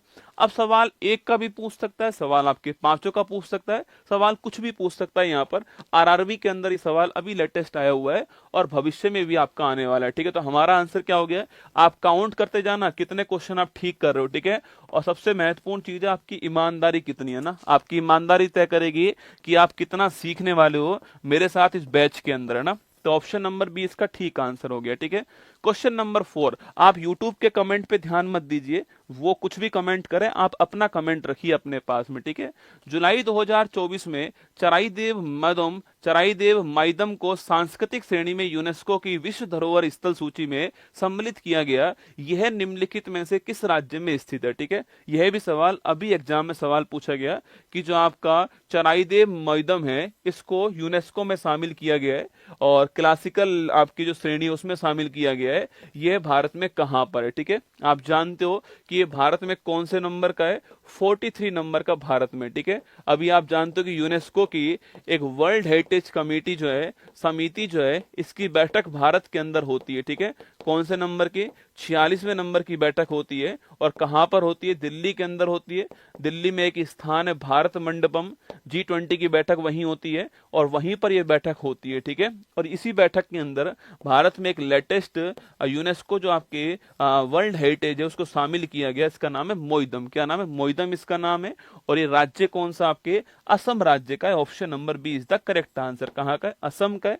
43 नंबर का दोस्तों सवाल पूछे। सांस्कृतिक का नंबर कौन सा सवाल पूछे आपसे, तो यह है आपके सांस्कृतिक में 35वें नंबर का है। ठीक है, 35वें नंबर का है, क्योंकि आप जानते हो 35 सांस्कृतिक हो चुके हैं, 7 आपके कौन से 7 जो है आपके वो नेचुरल हो चुके हैं और एक आपका मिक्स हो चुका है। ठीक है, तो 35 नंबर का है। सवाल पूछे कि उत्तर पूर्वी भारत में कौन सा क्लासिकल है, तो पहला ये। ठीक है, उत्तर पूर्वी जो भारत है इसके अंदर लिखना आपकी, इसके अंदर भी ये पहला सांस्कृतिक है ना, पहला सांस्कृतिक है। इससे पहले दोस्तों कोई और कल्चरल साइट जो है वो उत्तर पूर्वी भारत के अंदर सांस्कृतिक के अंदर नहीं है। ठीक है, देखो जो मोइदम में इस वर्ड का अर्थ होता है आत्माओं का घर। ठीक है, जो अहोम राजवंश था जिसमें महान सेनापति लचित बोरफुकन थे, आप जानते हो, जिनकी स्टैचू ऑफ बेल्लोर स्थापित हुई है असम के जोरहाट के अंदर। तो अहोम राजवंश के जो आपके कब्रिस्तान है, जो आपके आत्माओं को दफन करने का जो स्थान है, उसको कहा गया मोइदम कहा गया है। ठीक है, और ये ऑप्शन नंबर भी असम के अंदर आपको ध्यान रखना है। और ये नॉर्थ ईस्ट इंडिया का पहला सांस्कृतिक है। नॉर्थ ईस्ट इंडिया में दोस्तों आपके प्राकृतिक तो पहले भी, जैसे काजीरंगा राष्ट्रीय उद्यान है पहले से वहां पर है, पर सांस्कृतिक पहली बार आया है। ठीक है, चलिए अपनी समृद्ध सांस्कृतिक विरासत के लिए प्रसिद्ध भारत का पहला यूनेस्को साहित्य का शहर निम्नलिखित में से कौन सा है दोस्तों ना। देखो पहला यूनेस्को साहित्य का शहर जो है, एक्चुअली में ये पेपर अभी हुआ है, लेटेस्ट हुआ है, तो इसमें लेटेस्ट सवाल पूछे गए इसलिए मैंने ये वाला लिया है। ठीक है, तो देखिए यूनेस्को में पहला भारत का साहित्य का शहर जो है यह कौन सा शामिल हुआ है, ये सवाल आपसे पूछा गया है। ठीक है, लखनऊ हुआ है, जयपुर हुआ है, भोपाल हुआ है, कोझिकोड, ये भी यूनेस्को का ही सवाल है। टॉपिक वाइज सवाल, जो मैंने टॉपिक लिखवाए आपको उसी टॉपिक के अनुसार सवाल आपके सामने आ रहे हैं। ठीक है, लखनऊ, जयपुर, भोपाल, कोझिकोड। ठीक है, तो आप जानते हो कि जो कोझिकोड है इसको शामिल किया गया, ऑप्शन नंबर बी आंसर है। कोझिकोड कहां पर है बेटा, कोझिकोड जो है यह केरल स्टेट के अंदर, आप जानते हो कोझिकोड। अच्छा, यूनेस्को में आपके 2 शहर है। ठीक है, यूनेस्को में 2 शहर शामिल है भारत के, एक तो है आपका अहमदाबाद, कौन सा, अहमदाबाद, और एक आपका जयपुर हो गया। ठीक है, अहमदाबाद 17 में शामिल होता है और जयपुर आपका 19 में शामिल होता है। ठीक है, केवल 2 ही शहर यूनेस्को में शामिल है, आपको ध्यान रखना है। ठीक है, साहित्य का शहर के रूप में कौन आपके कोझिकोड जो है इसको शामिल किया गया है। ठीक है, ऐसे संगीत में ग्वालियर किया गया है। ठीक है, आपको बहुत सारे नाम लिखाऊंगा इसके अंदर जो है, पाक कला के अंदर हैदराबाद की जो बिरयानी उसको किया गया है। ठीक है, तो कोझिकोड केरल जो है आपका साहित्य का शहर हो गया, ऑप्शन नंबर डी आंसर ना। गंगूबाई हंगल जो है इनका संबंध किससे है। ठीक है, देखो एसएससी सीजीएल में इसी साल जो आपके सितंबर में जो एग्जाम हुआ था, सीजीएल प्री का जो एग्जाम था, उसमें सवाल आपके घराने का पूछा गया। घराना कौन सा है, गंगूबाई हंगल का घराना पूछा है ना। किराना है, बनारस है, आगरा है, ग्वालियर है। ठीक है, एक आप ध्यान रखना दोस्तों, ये जो स्टैटिक वाला जो पोर्शन है ना, इसको हवा नहीं बनाना है। ठीक है, स्टैटिक वाला पोर्शन है इसका दोस्तों आपको हवा नहीं बनाना है कि कितना टफ ये एग्जाम है। ये बहुत ही आसान टॉपिक है स्टैटिक वाला पोर्शन। ठीक है, कम से कम पेज में, केवल 30-40 पेज में आपको 5-7 क्वेश्चन दिला जाएगा ये स्टैटिक वाला पोर्शन ना। किसी किसी एग्जाम में तो 10 सवाल भी इसके पूछ लेता है। ठीक है, इसलिए पूरे ध्यान से आपको पूरे मनोयोग से इन क्लासों को देखना है। मैं शुरुआत में आपको क्वेश्चन पेपर इसलिए दिखा रहा हूं जिससे आपका कॉन्फिडेंस लेवल हाई रहे और आपको लगे कि यार मैं कर सकता हूं, और किस हिसाब से पढ़ना है वो आप खुद तय कर लीजिए पहली क्लास के अंदर ही। ठीक है, तो देखिए किराना घराना, मैं फिर कह रहा हूं आपसे, मेरा सारा फोकस जो है in previous year question paper रहने वाला है। स्टैटिक का कोई सिलेबस नहीं होता है, स्टैटिक की कोई बुक नहीं होती है, इसका केवल आधार प्रीवियस ईयर क्वेश्चन पेपर होते हैं। ठीक है, देखिए गंगूबाई हंगल का घराना कौन सा आपके सो, गंगूबाई जो हंगल है उसका घराना पूछो कौन सा है, किराना घराना आप जानते हो अब्दुल करीम खान संस्थापक है, इसके बहुत बार सवाल पूछा गया आपके एग्जाम के अंदर। ठीक है, यह वाला क्वेश्चन जो है बहुत बार आ चुका है। ठीक है, इसके अलावा पूछूं आपसे यहाँ पर बनारस घराना दोस्तों, आगरा घराना और आपके ग्वालियर घराना, कौन सा आंसर होगा। ठीक है, कौन सा आंसर बता रहे हैं आप लोग, बताइए कौन सा बता रहे हो आप लोग इसमें आंसर। गंगूबाई जो आपके हंगल है इनका घराना कौन सा, आपके किराना घराना है। ठीक है, ऑप्शन नंबर 1 है। संस्थापक कौन है इसके, संस्थापक आप जानते हो अब्दुल करीम खान। कौन है, अब्दुल करीम खान जो है यह संस्थापक है, आपको ध्यान रखना है। ठीक है, तो अब्दुल करीम खान संस्थापक है इसके, ये भी आपको ध्यान रखना है। ठीक है, चलिए आगे चलते हैं। अली अकबर खान निम्नलिखित में से किस घराने से संबंधित। ठीक है, ये भी सीजीएल में आया हुआ है। ठीक है, अली अकबर खान पूछूं आपसे, अच्छा पहली बात तो अली अकबर खान जो है इनका संबंध किस वाद्य यंत्र से है। ठीक है, इनका संबंध किस वाद्य से, सवाल ये भी पूछ सकता है, ठीक है। और घराना पूछू आपसे, किराना घराना, आगरा, मेहर घराना, ग्वालियर घराना, ठीक है। बताओ, चार ऑप्शन है, किराना, आगरा, मेहर, ग्वालियर। मैं थोड़ा 1 मिनट रुक के इसलिए बता रहा हूं जिससे कि जिनको आंसर सोचना है, देखना है, वो देख ले। हाँ, इंग्लिश में सारा कंटेंट इंग्लिश में होगा, ठीक है। इंग्लिश हिंदी में होने वाला है। आज गलती से इंग्लिश नहीं आ पाई है, पर चिंता मत कीजिए, कल से आपको इंग्लिश हिंदी दोनों दिखाई देगी, ठीक है। चिंता मत कीजिए ना। किराना घराना, आगरा घराना, मेहर और ग्वालियर दोस्तों कौन सा है? तो जो आपके अली अकबर खान है वो घराना कौन सा? आपके अली, आपके अकबर खान, मेहर घराना। ऑप्शन नंबर सी आपको ध्यान रखना है दोस्तों, कौन सा है? मेहर घराना। आपको ऑप्शन नंबर सी ध्यान रखना है, ठीक है।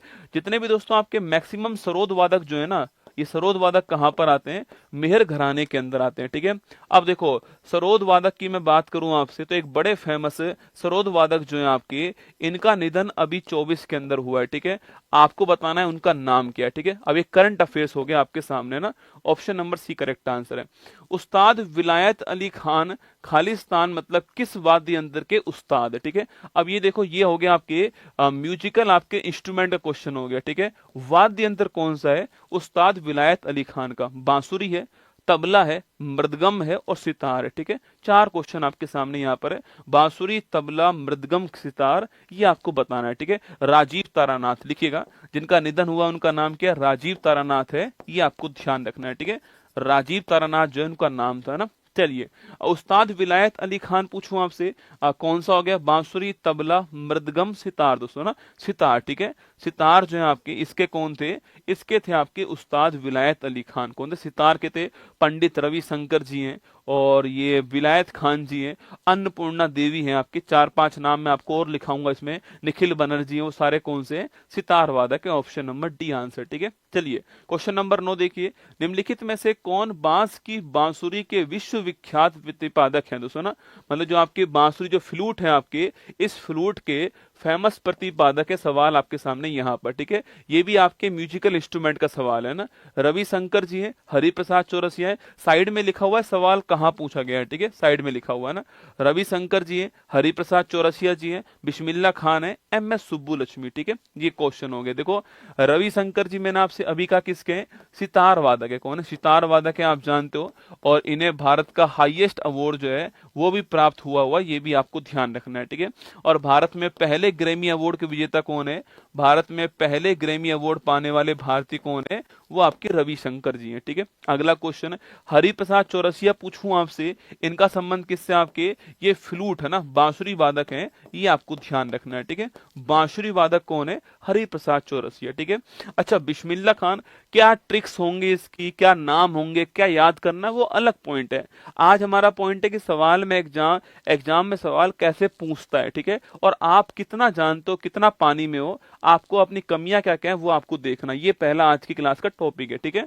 बिस्मिल्लाह खान जो आप जानते हो, बिस्मिल्लाह खान किसके दोस्तों फेमस है आपके? अरे भारत का भारत रत्न इनको मिला हुआ है, आपको याद होना चाहिए बिस्मिल्लाह खान जी को भी। एम एस सुब्बुलक्ष्मी, ठीक है। भारत रत्न पाने वाले पहले संगीतकार कौन है? तो पहली संगीतकार जो है वो कौन है? वो सुब्बुलक्ष्मी का नाम आपको ध्यान रखना है, ठीक है। ये आपके एग्जाम में सवाल पूछता है बार बार, इनकी बात हम लोग करेंगे। बाकी अभी हमारा आंसर क्या है? Hariprasad Chaurasia, option number B हमारा ठीक आंसर है।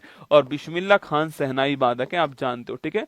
Option number B. अब देखो, मकर संक्रांति निम्नलिखित में से किस भगवान को समर्पित त्योहार है? कल परसों मकर संक्रांति गई है आपकी। अब जो पेपर जिसने बनाया है उसकी भी रसगुल्ला मकर संक्रांति आई होगी। अब उसके दिमाग में मानो यही सवाल आ गया कि मकर संक्रांति किसको समर्पित त्योहार है। करंट अफेयर्स का टॉपिक भी मान सकते हो आप इसको, स्टैटिक वाला टॉपिक भी मान सकते हो ना, कि त्योहार में कौन सा भगवान को समर्पित है, या फिर उस त्योहार का संबंध किस राज्य से? दो तरह के सवाल पूछ सकते हैं आपसे ना। चंद्र भगवान है, सूर्य है, गणेश है, इंद्र दोस्तों ना। जो मकर संक्रांति आप जानते हो, इसको रसगुल्ला दोस्तों उत्तरायण भी बोलते हैं। क्या है? इसको उत्तरायण कहते हैं। कहां पर? इसके अलग अलग नाम है, ठीक है। इसको गुजरात में दोस्तों उत्तरायण कहते हैं आपके, इसको उत्तर प्रदेश और बिहार में इसको यहाँ पर एक जो है वो डिश बनती है, खिचड़ी बनती है आपके, तो खिचड़ी भी कहते हैं इसको। उत्तर प्रदेश बिहार के अंदर दोस्तों आपके इस तमिलनाडु में पोंगल होता है। कहाँ? तमिलनाडु में पोंगल होता है, याद कीजिए, तमिलनाडु में पोंगल होता है। ये सारे आपको, असम में बिहू होता है, असम में माघ बिहू होता है। कौन सा? असम में माघ बिहू होता है। तो ये सारे आपके फेस्टिवल होते हैं, ठीक है। तो इसको उत्तरायण भी कहते हैं, ठीक है, क्योंकि जो भगवान सूर्य हैं वो आपके उत्तर की ओर बढ़ते हैं इसके अंदर। तो ऑप्शन नंबर भी भगवान सूर्य आपको ध्यान रखना है। इसका त्योहार मकर संक्रांति है, ठीक है। चलिए, निम्न में से कौन सा स्थान कुंभ के मेले से संबंधित नहीं है, ठीक है। मतलब मैंने ऐसे ही नहीं करा है कि भाई कोई भी सवाल उठा लिए और मैंने आपसे पूछ लिया, ठीक है। इसमें सवाल जितने भी आपके सामने यहाँ पर आए, सारे सवाल वो लेकर आए हूं जिनका कोई ना कोई तार्किक क्वेश्चन है इस समय पूछने का, ठीक है। अब ये कुंभ का मेला इस समय चल रहा है, आप जानते हो महाकुंभ चल रहा है। 144 साल में पहली बार डुबकी लगाने का मौका मिल रहा है, और शायद आपको और मुझे अंतिम बार भी मौका मिल रहा है, ठीक है, महाकुंभ के अंदर डुबकी लगाने का। क्योंकि महाकुंभ आप जानते हो 144 वर्ष में एक बार आएगा, ठीक है, जो कि अगली बार दोस्तों शायद नहीं आएगा ना। तो कुंभ का मेला कौन से स्थान पर दोस्तों नहीं होता है, ठीक है। 4 स्थान पर होता है, आप जानते हो। नासिक में होता है, हरिद्वार में होता है, उज्जैन में होता है, और प्रयागराज में होता है। कहाँ होता है? प्रयागराज में होता है। इन 4 स्थान पर ऐसी मान्यता है, आप जानते हो कि समुद्र मंथन के बाद जो कलश निकला था, अमृत कलश जो है, वो अमृत कलश समुद्र मंथन के बाद में उस अमृत कलश से 4 बूंदें गिर गई थी 4 स्थानों पर। सबसे पहली बूंद जहां पर गिरी वो प्रयागराज ही था। नासिक, हरिद्वार, उज्जैन इन 4 स्थानों पर होता है। बाकी ऑप्शन नंबर 1 पूरी आपका ठीक आंसर हो गया है। और अभी वर्तमान में 13 जनवरी से महाकुंभ जो है आपके वो कहां पर हो रहा है? यह प्रयागराज संगम की धरती जो है यहां पर हो रहा है, आप जानते हो, ठीक है। 13 जनवरी को पौष पूर्णिमा की तारीख थी, आप जानते हो। तो पौष पूर्णिमा की तारीख से ये शुरू हो चुका है प्रयागराज के अंदर, है ना। चलिए आगे बढ़िए। अब फुगड़ी नृत्य निम्नलिखित में से किस राज्य का है दोस्तों ना। अब देखो ये टॉपिक कौन सा आपके फोक डांस, कौन सा हो गया?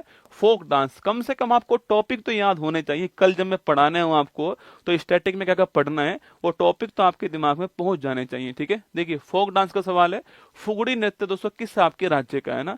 ये उत्तराखंड का है, उत्तर प्रदेश का है, केरल का है, गोवा का है दोस्तों ना। ये भी एसएससी सीजीएल के अंदर पूछा गया सवाल है कि फोक डांस आपके फुगड़ी किस राज्य का है दोस्तों ना। देखो फुगड़ी की बात करूं आपसे, फुगड़ी की दोस्तों बात करें आपसे, या सिग्मो की बात करूं, किसकी? सिग्मो, जो होली की तरह त्योहार आपके होता है आपके वहां पर।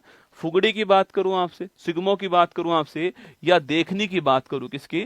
जो देखनी डांस है आपकी, इसकी दोस्तों बात की जाए, या तरंग मेल की बात की जाए, किसकी? तरंग मेल की बात की जाए, तो ये सारे के सारे डांस कहाँ के? सारे के सारे डांस जो है वो गोवा के हैं। कहाँ के? गोवा के, ठीक है। तो गोवा वाले बीच पर आपको लेकर जाएंगे, वहां दिखाएंगे डांस कैसा होता है दोस्तों आपके। फुगड़ी, सिग्मो, देखनी, तरंग मेल, यह डांस आपके वहां पर होते हैं। और जो फेस्टिवल आपके वो गणेश चतुर्थी फेस्टिवल जो है, इस समय ये डांस होते हैं, आपको ध्यान रखना है, ठीक है। तो आंसर हमारा क्या हो गया? Goa, option number D answer हो गया ना। क्वेश्चन नंबर 13 देखिए, भारत के निम्नलिखित में से किस राज्य में मुख्य रूप से होजागिरी डांस आपके होता है दोस्तों ना। यह भी एसएससी सीजीएल जो है, देखो सारे के सारे लेटेस्ट सवाल दिखा रहा हूं आपको, जो कि 2024 में सवाल पूछे गए हैं। अधिकांश सवाल वही आपके सामने यहाँ पर आ रहे हैं, ठीक है। तो बताओ फटाफट कि जो होजागिरी डांस है, ये होजागिरी डांस किस राज्य का है? फोक डांस है होजागिरी, महत्वपूर्ण डांस है होजागिरी, किस राज्य का डांस? सवाल आपसे पूछ सकता है ना। हिमाचल प्रदेश का है, त्रिपुरा का है दोस्तों, महाराष्ट्र का है, केरल का है। 4 ऑप्शन आपके सामने, ठीक है। कहाँ का डांस है दोस्तों आपके? ये आपके त्रिपुरा का डांस है Hojagiri, option number B answer, ठीक है। कहाँ का है? त्रिपुरा का डांस आपके होजागिरी है। और इसमें महिलाएं दोनों पैर में घुंघरू बांधकर आपके हाथ में ढोलक लेकर डांस करती है ना। महिलाएं जो है दोनों पैर में घुंघरू बांधती है, हाथ में ढोलक लेती है, और फिर डांस कौन सा होता है? त्रिपुरा के अंदर आपके डांस होता है, कौन सा? Hojagiri dance, option number B आपका दोस्तों आंसर है। हिमाचल प्रदेश के 2-3 डांस तो एग्जाम में लगातार पूछते हैं। छम डांस कहाँ होता है, थोड़ा डांस कहाँ होता है, धमान कहाँ होता है, ये सवाल आते हैं, ठीक है, एग्जाम में ना। क्वेश्चन नंबर 14 देखिए, 1828 ईस्वी में कलकत्ता में ब्रह्म समाज की स्थापना किसने की दोस्तों ना। तो ब्रह्म समाज की स्थापना करने वाले कौन आप जानते हो? राजा राममोहन राय। आसान सवाल है, पर भारत में मैंने इतिहास की एक महत्वपूर्ण घटना आपके सामने यहाँ पर है कि राजा राममोहन राय ने इसकी स्थापना की, ठीक है। अब जैसे गोपाल कृष्ण गोखले दोस्तों, इन्होंने सर्वेंट सोसाइटी ऑफ इंडिया की स्थापना की, कब की आपकी? यह 1905 के अंदर। कब की? 1905 के अंदर की थी। ये सवाल पूछ लेता है, ठीक है। रनाडे साहब ने भी स्थापना की है। रामकिशन मिशन जो है आपकी, इसकी स्थापना 1897 में विवेकानंद जी के द्वारा होती है। ये सवाल भी एग्जाम में आता है, ठीक है। तो अभी तो आंसर राजा राममोहन राय, आसान सवाल है, option number D correct answer हो गया, ठीक है। Hindustan socialist Republic association HSRA की स्थापना 1928 में निम्नलिखित में से किस शहर के अंदर दोस्तों होती है, ठीक है।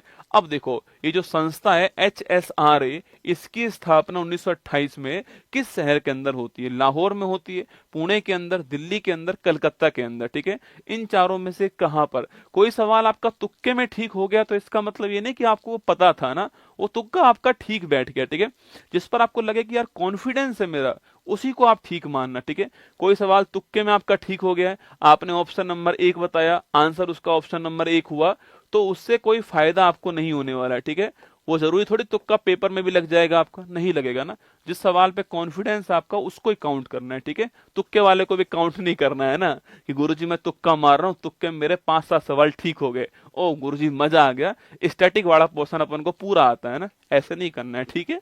देखो दोस्तों, पहले इसका नाम आपके HRA था। क्या नाम था? पहले इसका नाम HRA था, हिंदुस्तान रिपब्लिक एसोसिएशन पहले इसका नाम था, ठीक है। फिर बाद में 1928 के अंदर इसमें कौन सा वर्ड आ गया? ये सोशलिस्ट वर्ड जो है आपकी, ये भी जुड़ गया और इसका नाम क्या हो गया? HSRA इसका नाम हो गया, ठीक है। ये 1928 की दोस्तों बात है। और इसको करने वाले कौन था आपके? एक मैदान है फिरोज शाह कोटला। कौन सा है? एक फिरोज शाह कोटला मैदान है, आप जानते होंगे, फिरोज शाह कोटला मैदान है आपके। इस दोस्तों मैदान के अंदर जो है इसका नाम HSRA किया गया। और करने वाले कौन थे? चंद्रशेखर आजाद जो है ये करने वाले थे, आपको ध्यान रखना है, ठीक है। तो सवाल पूछूं आपसे, कहां पर ये नाम चेंज हुआ आपके? दिल्ली के अंदर नाम चेंज हुआ, ऑप्शन नंबर सी। अब तो दोस्तों ये फिरोज शाह कोटला जो मैदान है ना, इसका नाम चेंज हो गया, ठीक है। मैं खेल में आपको स्टेडियम पढ़ाऊंगा, अब इसका नाम अरुण जेटली स्टेडियम हो गया। क्या हो गया? अरुण जेटली स्टेडियम इसका नाम हो गया है। फिरोज शाह कोटला का नाम जो है वो चेंज हो गया है, ठीक है। पर दिल्ली इसका करेक्ट आंसर हो गया, ध्यान रखिए, ठीक है। चलिए क्वेश्चन नंबर 16 देखिए, भारतीय संविधान का कौन सा आर्टिकल राज्य द्वारा संचालित शिक्षण संस्थानों में कोई भी धार्मिक शिक्षा प्रदान करने पर रोक लगाता है, ठीक है। तो ये मैंने आपको लिखाया था ना, संविधान के महत्वपूर्ण अनुच्छेद टॉपिक है, वहीं पर से सवाल उठाया गया है। आर्टिकल 31, आर्टिकल 29, आर्टिकल 28 और आर्टिकल नंबर 30, ठीक है। अब ऐसा मत करना गुरुजी अस्पृश्यता का अंत जो है ये सवाल पूछा गया और मैं करके आ गया, इसको बड़ी खुशी की बात है, ठीक है। इसको आप नहीं पढ़ते तो भी कर जाते, ठीक है। ये सवाल तो आसान सवाल था ना। तो ये सवाल देखिए आपके सामने यहाँ पर कि धार्मिक शिक्षण संस्थानों में कोई भी धार्मिक शिक्षा प्रदान नहीं की जाएगी। दोस्तों देखो, धार्मिक शिक्षा नहीं दी जाएगी मतलब आर्टिकल कौन सा होगा? ये 25 से आपके 29 के बीच, 25 से 28 के बीच ही होने वाला है, ठीक है। आर्टिकल जो 25 है वो बात करता है किसकी? आपका अंतःकरण की स्वतंत्रता की बात करता है, ठीक है। Freedom of conscience, liberty of conscience, आप कोई भी धर्म मानो, किसी धर्म का प्रचार प्रसार करो, ये आपकी मर्जी। आप कोई धर्म नहीं मानो, ये भी आपकी मर्जी है। राज्य का अपना कोई धर्म नहीं होगा, ये कहां पर है? आर्टिकल 25 में, ठीक है। धार्मिक प्रबंधन की बात करूं कहां पर है? आर्टिकल नंबर 26 में, ठीक है।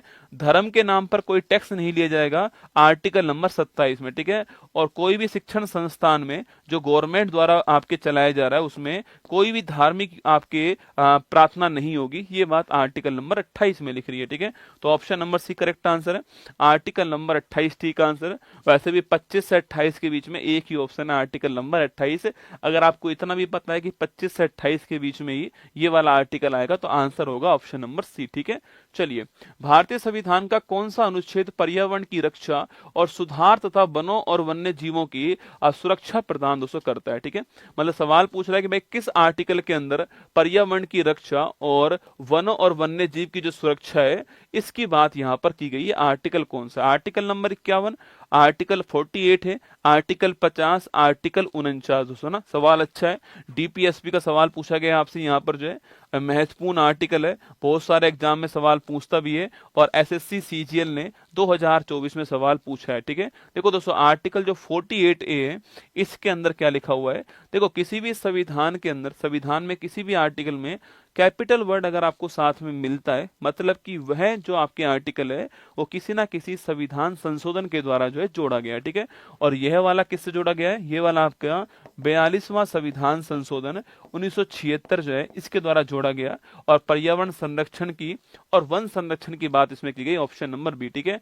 आर्टिकल 51 आप जानते हो कि अंतरराष्ट्रीय शांति की बात करता है। आर्टिकल 50 कार्यपालिका न्यायपालिका जो है उसमें सेपरेशन ऑफ पावर की बात करता है। और आर्टिकल आर्टिकल जो 49 है, आप जानते हो कि राष्ट्रीय महत्व के स्मारक और वस्तुओं के संरक्षण की बात करता है, ये आपको लिखाएंगे। ठीक है, विश्व स्वास्थ्य संगठन का मुख्यालय कहाँ पर? ठीक है, ये आपके इंटरनेशनल जो ऑर्गेनाइजेशन है उसका सवाल आपके सामने है कि WHO का मुख्यालय कहाँ पर? ठीक है, वैसे तो आप जानते होंगे WHO का मुख्यालय कहाँ पर है, ये तो हर कोई जानता है, जिनेवा के अंदर, ऑप्शन नंबर डी है।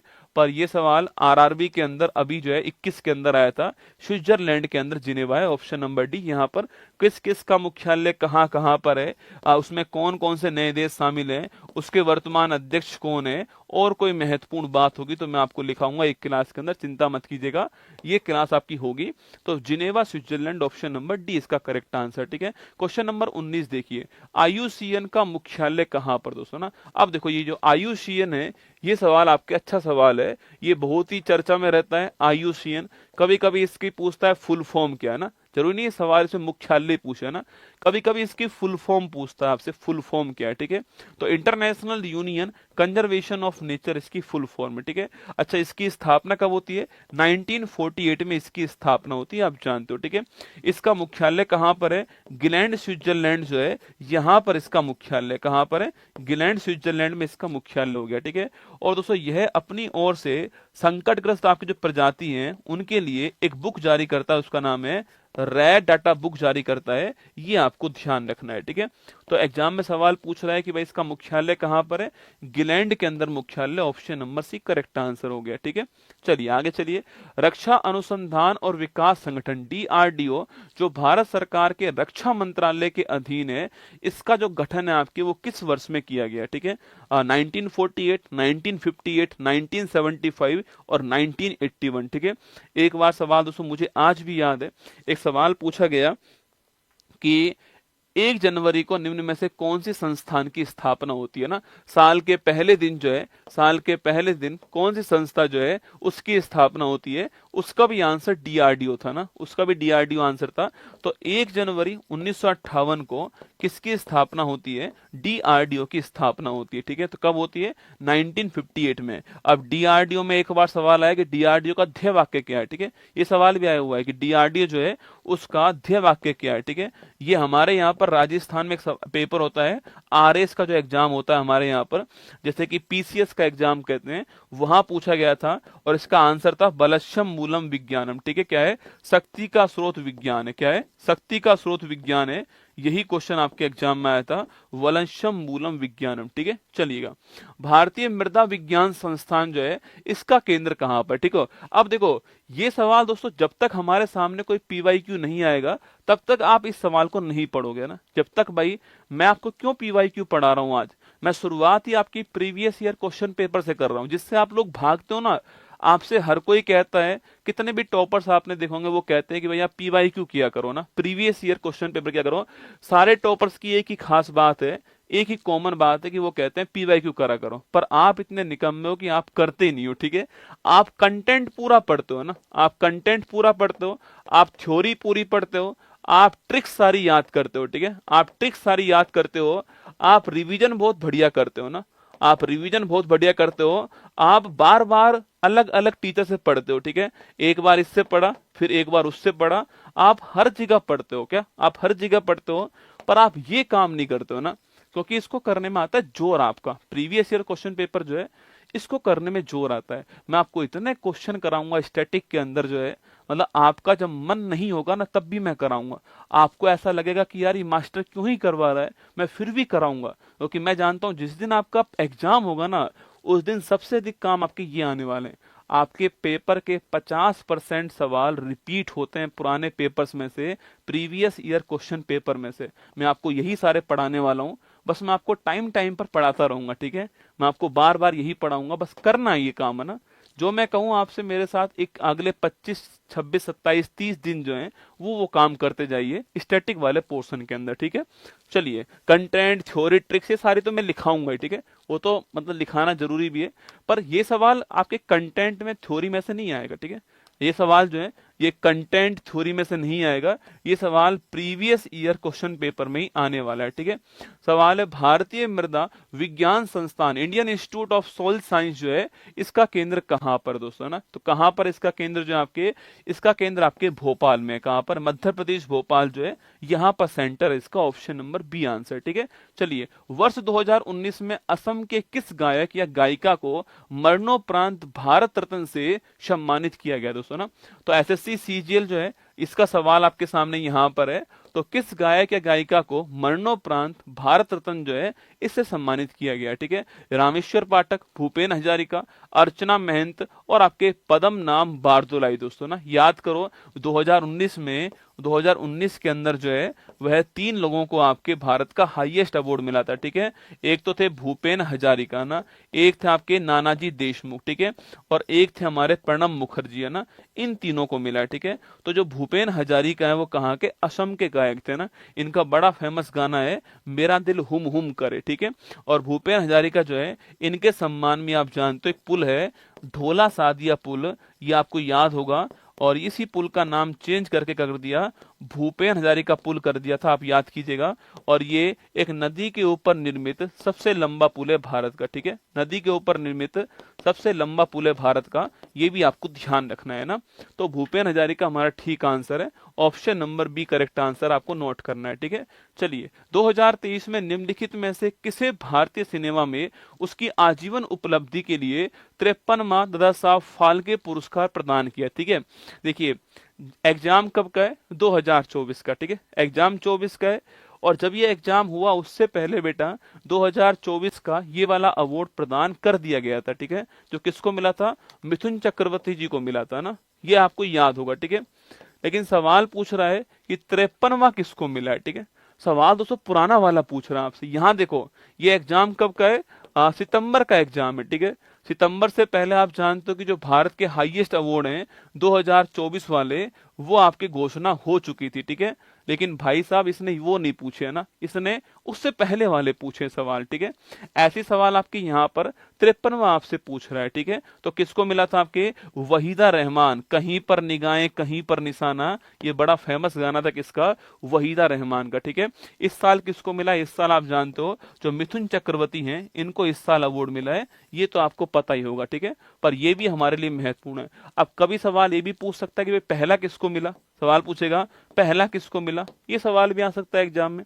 चलिएगा 2024 पेरिस ओलंपिक में मनु भाकर ओलंपिक निशानेबाजी पदक जीतने वाली पहली भारतीय महिला और निशानेबाजी स्पर्धाओं में पदक जीतने वाली पहली भारतीय बनकर दोस्तों इतिहास रचा है। ठीक है, सवाल क्या पूछना चाह रहा है, सवाल पूछना चाह रहा है, सवाल रसगुल्ला, सवाल पता नहीं क्या पूछना चाह रहा है दोस्तों ना, सवाल थोड़ा गड़बड़ हो गया। ठीक है, सवाल 2024 पेरिस ओलंपिक में मनु भाकर ओलंपिक निशानेबाजी पदक जीतने वाली पहली भारतीय महिला और निशानेबाजी स्पर्धा में पदक जीतने वाली प्रथम भारतीय बनकर दोस्तों इतिहास रचा है। ठीक है, हाँ दोस्तों, मतलब सवाल पूछ रहा है कि भाई मनु भाकर जो है इन्होंने जो आपके पेरिस ओलंपिक था इसमें कितने पदक जीते हैं। ठीक है, एक ही ओलंपिक में कितने पदक जीते हैं, सवाल ये पूछ रहा है। ठीक है, तो 2 मेडल जीत कर लाइए शूटिंग के अंदर ना, सवाल क्या है, 2 मेडल आपके, और दोनों कौन से, दोनों ब्रोंज है। खेल कौन सा है, खेल आपका शूटिंग हो गया, कौन सा खेल हो गया, शूटिंग खेल हो गया, आप जानते हो। ठीक है, तो 2 मेडल जीत कर लाई थी, ऑप्शन नंबर डी आंसर है।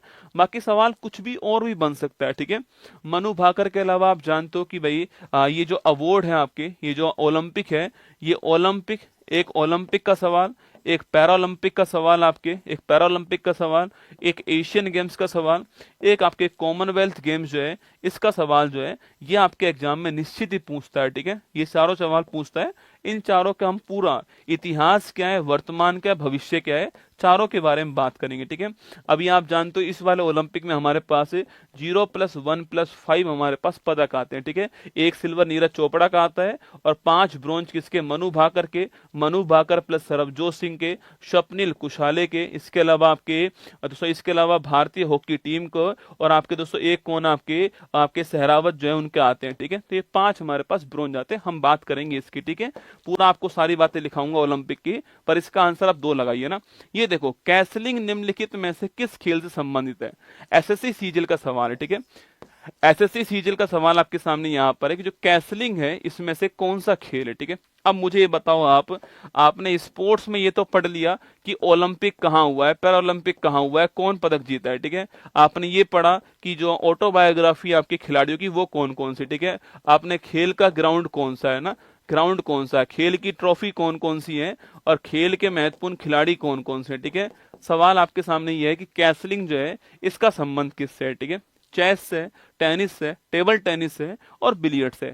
अगर दोस्तों आप इनमें से खेल नहीं, क्रिकेट वाला नहीं पूछेगा आपसे, है ना, आपसे ये नहीं पूछेगा एलबीडब्ल्यू किस में आउट होता है, ठीक है, वो सब जानते हैं।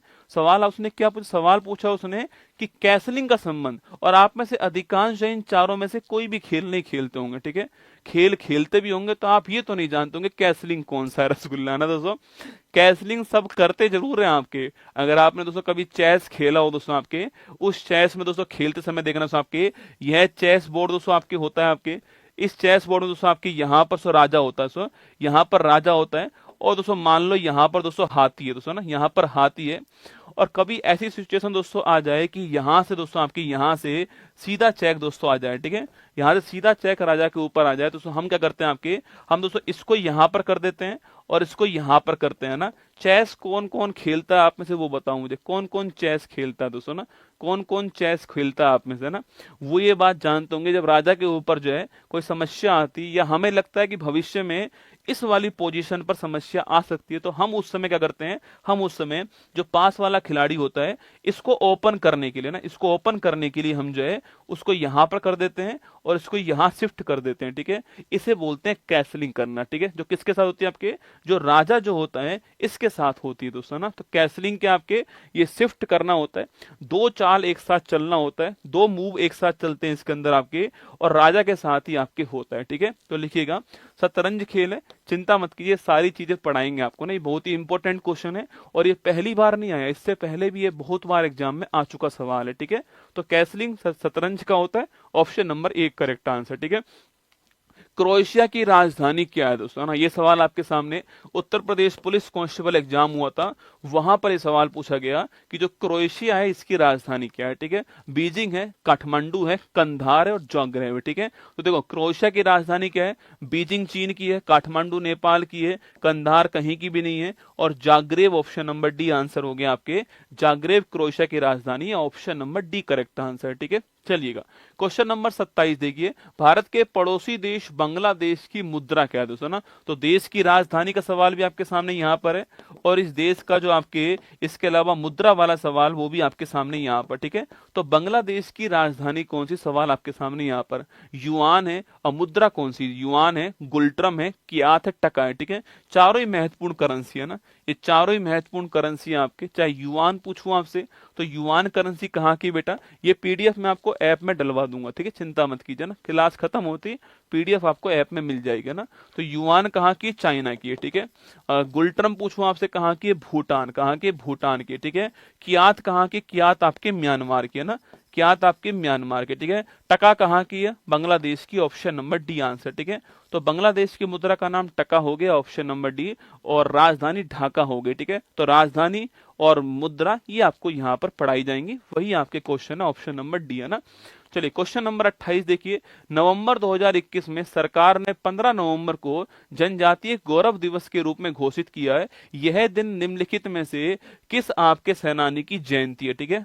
एसएससी सीजीएल में ही ये सवाल पूछा गया है कि जनजाति जो गौरव दिवस है आपके वो किसके उपलक्ष्य में बनाते हैं, ठीक है, किसके सम्मान में यह दिवस बनाते हैं ना। ऑप्शन नंबर 1 है कान्हू मुर्मू दोस्तों, ना। ऑप्शन नंबर बी है अर्जुन मुंडा, ऑप्शन नंबर सी है बिरसा मुंडा, ऑप्शन नंबर डी है वीर नारायण सिंह, ठीक है। वैसे आप जानते होंगे 15 नवंबर को हम लोग जो है क्या बनाते हैं, इस तारीख को हम जो है जनजाति गौरव दिवस बनाते हैं, क्योंकि इस तारीख को भगवान बिरसा मुंडा जो है, भगवान बिरसा मुंडा धरती अब्बा के नाम से फेमस है ना, भगवान बिरसा मुंडा इन्हीं को आपके झारखंड के अंदर धरती अब्बा कहते हैं। क्या बोलते, धरती अब्बा कहते हैं। तो भगवान बिरसा मुंडा धरती अब्बा जो है, इनके सम्मान में हम जो है क्या बनाते हैं, जनजाति गौरव दिवस मनाते हैं। ठीक है, तो option number C correct answer है, बिरसा मुंडा इसका ठीक आंसर। ठीक है, ऑप्शन नंबर सी आंसर हो गया ना। क्वेश्चन नंबर 29 देखिए। ठीक है, निम्नलिखित में से किस तिथि को भारत अपना संविधान दिवस मनाता है। ठीक है, देखो सवाल दोस्तों आसान है। जब पेपर आपका होता है तो उस पेपर के अंदर जो है, मान लो अगर उस पेपर में 20 सवाल आपके आने वाले हैं, किसके, मान लो 25 सवाल आने वाले हैं, तो इस 25 में से 10 सवाल तो आपके आसान आते हैं। ठीक है, इजी आते हैं। ठीक है, 5 सवाल ऐसे होते हैं टफ भी आते हैं ना, और जो 15 सवाल आपके, जो आपके 10 सवाल जो होते हैं वो होते हैं मॉडरेट होते हैं ना। सारा खेल इन्हीं पे टिका हुआ है। ठीक है, ये हर कोई कर देगा, ये बहुत कम लोग करेंगे। ये सिलेक्शन डिसाइड नहीं करते हैं, सिलेक्शन डिसाइड करते हैं मॉडरेट वाले ना। ये जो मॉडरेट वाले हैं, किसने पढ़ाई की है पेपर के अकॉर्डिंग, सवाल वो डिसाइड करेगा। ठीक है, तो देखिए ये आपके आसान सवाल है। संविधान दिवस कब बनाते हैं, 26 नवंबर को बनाते हैं। ऑप्शन नंबर सी आंसर है, ये आपको ध्यान रखना है। ठीक है, option number C correct answer. निम्नलिखित में से कौन सी पुस्तक अपने संबंधित लेखक के साथ गलत रूप से युग्मित है ना, मतलब सही आपके मैच नहीं है। ये एसएससी के अंदर सवाल सीजल में इस साल पूछा गया है।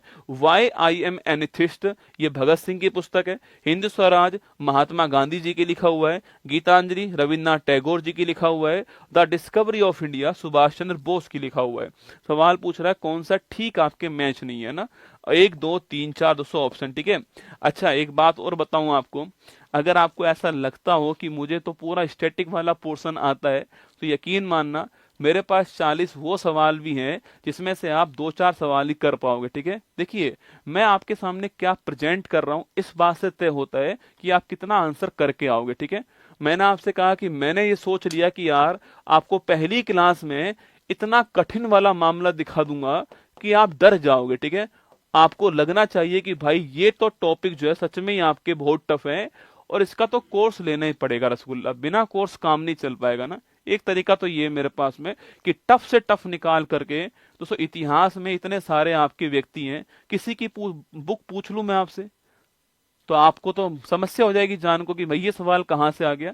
तो मेरे पास तरीके दो हैं, एक तो मैं टफ टफ करा दूं आपको, और फिर कहूं कि भाई देखो ये सब पढ़ना है तो आपको कोर्स में पढ़ना पड़ेगा, बाकी खुद तो आप नहीं कर पाओगे। एक मैं आपके अंदर इतना कॉन्फिडेंस तो लाऊं कि जिससे कि अगर आप कोर्स नहीं भी ले पा रहे तो भी आपके अंदर ये कॉन्फिडेंस तो हो कि यार मैं अगर घर पे भी पढ़ूंगा तो भी मैं सवाल निकाल लूंगा ना, बस मुझे पढ़ना है। मैं आपसे फिर कह रहा हूं, सारी बात इस पे डिपेंड है, सेल्फ स्टडी पे। ठीक है, कंटेंट आपको मार्केट में बहुत सारा मिल जाएगा, कौन इस पर ध्यान देगा, सेल्फ स्टडी पे कौन ध्यान देने वाला, मुद्दा इस बात का है। मैं आपको जितनी मेरी क्लास स्टैटिक वाले पोर्शन में होंगी, मैं आपको यही आपको बार बार मोटिवेट करूंगा कि आप कम पढ़ो, कम पढ़ो, लेकिन जितना पढ़ो उसको याद करो। ठीक है, मैं आपको बार बार याद करवाऊंगा ना, चाहे आप पढ़ाई कम करो लेकिन जितना पढ़ो उसको याद तो करो, पेपर में उसका सवाल गलत नहीं होना चाहिए। ऐसा नहीं हो कि भाई साहब आपने पढ़ा इतना सारा, पेपर में इतना सा आपसे पूछा गया और आप इतना सा करके आए, वो काम मत करना। ठीक है, फिर तो क्या ही फायदा। आपको सिलेक्शन लेना है। ठीक है, किसी की आपको अंधभक्ति नहीं करनी है पहली बात तो, और किसी का आपको ज्ञान नहीं चाहिए ना, ज्ञान नहीं चाहिए, आपको केवल सिलेक्शन चाहिए, मुद्दा इस बात का है। ठीक है, आपको इस पे ध्यान देना है, इन दोनों पे ध्यान आपको नहीं देना है ना। चलिए देखो, why I am an artist पूछूं आपसे, किसके, भगत सिंह के, ठीक बात है। हिंद स्वराज महात्मा गांधी की, ठीक बात है। गीतांजलि रविन्द्रनाथ टैगोर की, ठीक बात है। द डिस्कवरी ऑफ इंडिया किसकी है, पंडित जवाहरलाल नेहरू की है। सुभाष चंद्र बोस की पुस्तक का नाम क्या है, इंडिया स्ट्रगल जो है, यह इनकी पुस्तक का नाम है, आपको ध्यान रखना है। ठीक है, अब मैं जब इतने सारी आपको बुक लिखाऊंगा उसमें 4-5 टफ बुक जो है वो भी लिखा दूंगा साथ में, तो ये टॉपिक को पढ़ाने का तरीका होगा। ठीक है, आसान के साथ में कठिन को लपेट दिया जाएगा ना। आई हैव द स्ट्रीट्स के लेखक कौन है। ठीक है, ये बीपीएससी में अभी हाल ही में सवाल पूछा गया था कि आई हैव द स्ट्रीट जो बुक है ये किसकी ऑटोबायोग्राफी है। ठीक है, किसकी है, अरुंधति रॉय की है, मनमोहन सिंह की है, विक्रम सेठ की है, आर अश्विन और एस मोंगा की है। ठीक है, तो आप जानते हो किसकी है, आर अश्विन और एस मोंगा जो है वो ठीक आंसर है। ये अभी बीपीएससी में इसी साल आपके कुछ दिनों पहले सवाल पूछा गया था, आई हैव द स्टेट किसकी है। ठीक है, ये संन्यास ले चुके हैं आर अश्विन जो है, और ये नई बुक आई है, तो महत्वपूर्ण सवाल बनेगा एग्जाम के लिए ना, ध्यान रखना ना। चलिए क्वेश्चन नंबर 32 देखिए, केंद्रीय सेंट्रल विजिलेंस कमीशन, केंद्रीय सतर्कता आयोग की स्थापना किस समिति की सिफारिश पर की गई। ठीक है, ये समिति का सवाल आपके सामने यहाँ पर है। और राजस्थान में जो आरएस का एग्जाम जो हुआ था आपके, उस एग्जाम के अंदर ये सवाल पूछा गया था, कमेटी कौन सी है? रंगराजन समिति है, करवे समिति है, संथानम समिति है और नरसिम्हन समिति है। ठीक है, तो देखो जो आपके सेंट्रल विजिलेंस कमीशन जो होता है, इस कमीशन की जो स्थापना है वो कौन सी कमेटी के रिकमेंडेशन पर होती है? संथानम कमेटी जो है, संथानम समिति जो है, इसकी सिफारिश पर होती है ना। तो हमारा answer option number C correct answer हो गया। संथानम आपका ठीक आंसर। ठीक है, संथानम आपका ठीक दोस्तों आंसर ऑप्शन नंबर सी है। जो करवे समिति जो बनाई गई दोस्तों आपको, वो ग्रामीण और जो लघु उद्योग थे उनके लिए करवे समिति का निर्माण किया गया था। ठीक है, और नरसिम्हन समिति बैंकिंग रिफॉर्म के लिए बनाई गई नरसिम्हन समिति, आपको ध्यान रखना है। ठीक है, अभी हमारा आंसर संथानम समिति ऑप्शन नंबर सी हो गया। ठीक है, भारत का सेंट्रल बैंक और रिजर्व बैंक ऑफ इंडिया आजादी से पहले 1934 में बनाया गया था। एक केंद्रीय बैंक बनाने की सिफारिश किस आपके आयोग ने की? ठीक है, देखो सवाल दोस्तों सीधा यही था कि आरबीआई की स्थापना की सिफारिश जो है वो किस आयोग ने की। ठीक है, लेकिन घुमा फिरा के उसको 4 लाइन में पूछा गया है ना, घुमा फिरा के 4 लाइन में पूछा गया कि ऐसा ऐसा हुआ था, अब बताओ ये किसने की इसकी स्थापना। सवाल सीधा था, आरबीआई की स्थापना किस आयोग की सिफारिश पर होती है। ठीक है, तो आप जानते हो नरसिम्हन समिति नहीं, बैंकिंग रिफॉर्म के लिए। ठीक है, कोठारी आयोग आपके एजुकेशन के लिए ना। और चलिए समिति पूछूं आपसे किसके लिए? टैक्स रिफॉर्म के लिए। क्या? टैक्स रिफॉर्म के लिए। ठीक है, और यंग हिल्टन जो आयोग है, इसको शाही कमीशन कहते हैं, इसका निर्माण किया गया और 1934 का अधिनियम आता है। और इस अधिनियम के द्वारा 1 अप्रैल 1935 को रिजर्व बैंक ऑफ इंडिया की स्थापना होती है, यंग हिल्टन कमीशन की सिफारिश पर। ऑप्शन नंबर डी आपका ठीक आंसर। ठीक है, चलिए क्वेश्चन नंबर 34 देखिए। जिम कॉर्बेट राष्ट्रीय उद्यान भारत के किस दोस्तों राज्य के अंदर? ठीक है, ये राष्ट्रीय उद्यान का सवाल है, आसान सवाल है, आप कर सकते हो इस सवाल को। देखो सवाल अगर यहीं पर ये पूछ ले कि रामगंगा राष्ट्रीय उद्यान कहां पर है, ठीक है, रामगंगा राष्ट्रीय उद्यान कहां पर है, तो सवाल थोड़ा हार्ड हो जाएगा। ठीक है, आप जानते हो कि जिम कॉर्बेट जो राष्ट्रीय उद्यान है, इसका नया नाम क्या हो गया? रामगंगा राष्ट्रीय उद्यान हो गया। ठीक है, इसका नया नाम है ना। तो ये कहां पर है? उत्तराखंड के अंदर है। कहां पर है? उत्तराखंड के अंदर है। ये एसएससी एमटीएस जो है, यहां सवाल पूछा गया, जिम कॉर्बेट राष्ट्रीय उद्यान उत्तराखंड। ऑप्शन नंबर सी आपको ध्यान रखना है। ठीक है, अगला क्वेश्चन देखिए। देखो सवाल एक आसान ऐसे पूछ सकता है, एक सवाल टफ के रूप में ऐसे पूछ सकता है। ठीक है, 4 स्थान दे देगा आपको, उन चारों स्थान में राज्य का नाम देगा, अब फिर कहेगा कि मैच करके बताओ कौन सा किसका है। ठीक है, सवाल का लेवल दोनों आ सकता है, हमें इन दोनों लेवल तक ही पहुंचना है। ठीक है, एक दो मैच द फॉलोइंग ये पूछ ले चाहे आपसे, और चाहे आपसे आसान वाला पूछ ले। ठीक है, देखिए स्तंभ 1 और स्तंभ 2 की बात करते हैं ना। यहाँ पर कुछ आपके वाइल्ड लाइफ सेंचुरी लिखी हुई है, तानसा, गुंडी, ओरछा, काजीरंगा। यहाँ पर 4 आपको क्या है, स्तंभ बी में आपके नाम लिखा हुआ है। ठीक है, राज्य तमिलनाडु, महाराष्ट्र, मध्य प्रदेश, असम। ठीक है, फिर आपको मैच द फॉलोइंग, जिसको आप जानते हो पहले आप उसको मैच करो दोस्तों ना, जिसको आप जानते हो। काजीरंगा तो आप जानते हो रसगुल्ला, तो काजीरंगा को मैच करो दोस्तों ना। काजीरंगा असम के अंदर। ठीक है, तो ऑप्शन नंबर 4 का ऑप्शन नंबर डी दोस्तों ना, ऑप्शन नंबर 4 का ऑप्शन नंबर डी है।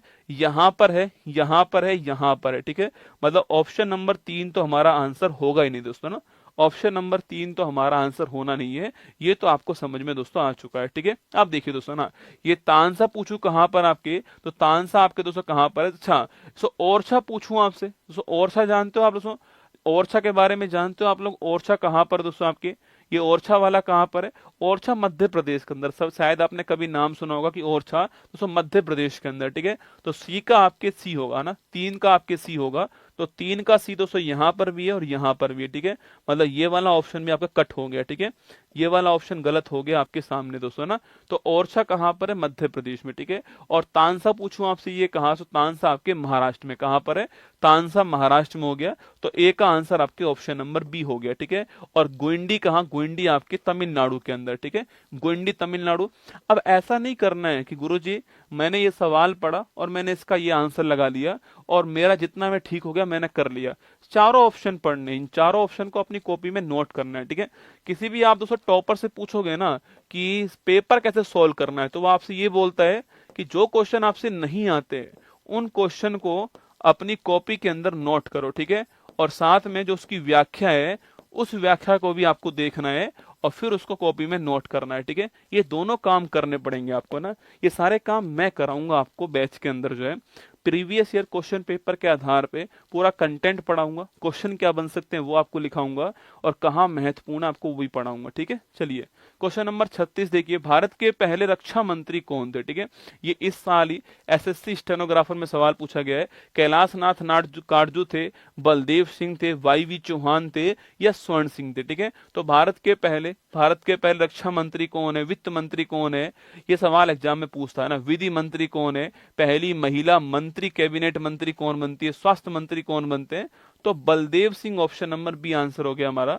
तो भारत के पहले रक्षा मंत्री बलदेव सिंह। वर्तमान में आप जानते हो कौन है, वर्तमान में राजनाथ सिंह है। वर्तमान वाले भी हम लोग लिख लेंगे, ठीक है।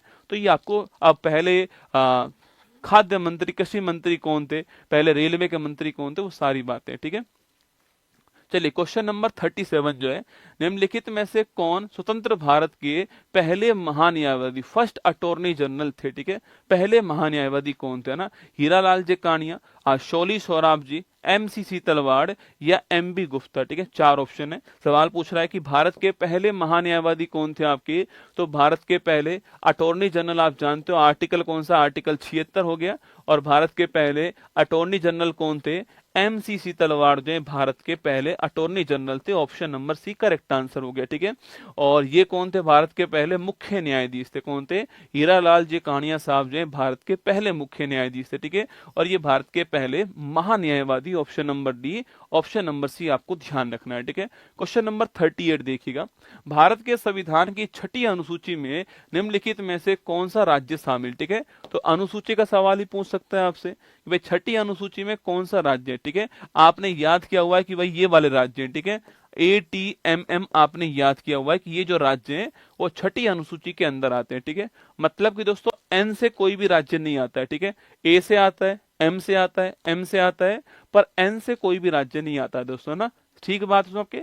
ATMM दोस्तों ये 4 राज्य आपके सामने यहाँ पर है 6ठी अनुसूची के अंदर आपके। देखो असम हो गया, आपके असम है दोस्तों, आपके असम त्रिपुरा कौन सा है, असम त्रिपुरा आपके A4 असम, तो आपके T4 त्रिपुरा, तो आपके मेघालय और मिजोरम, ठीक है।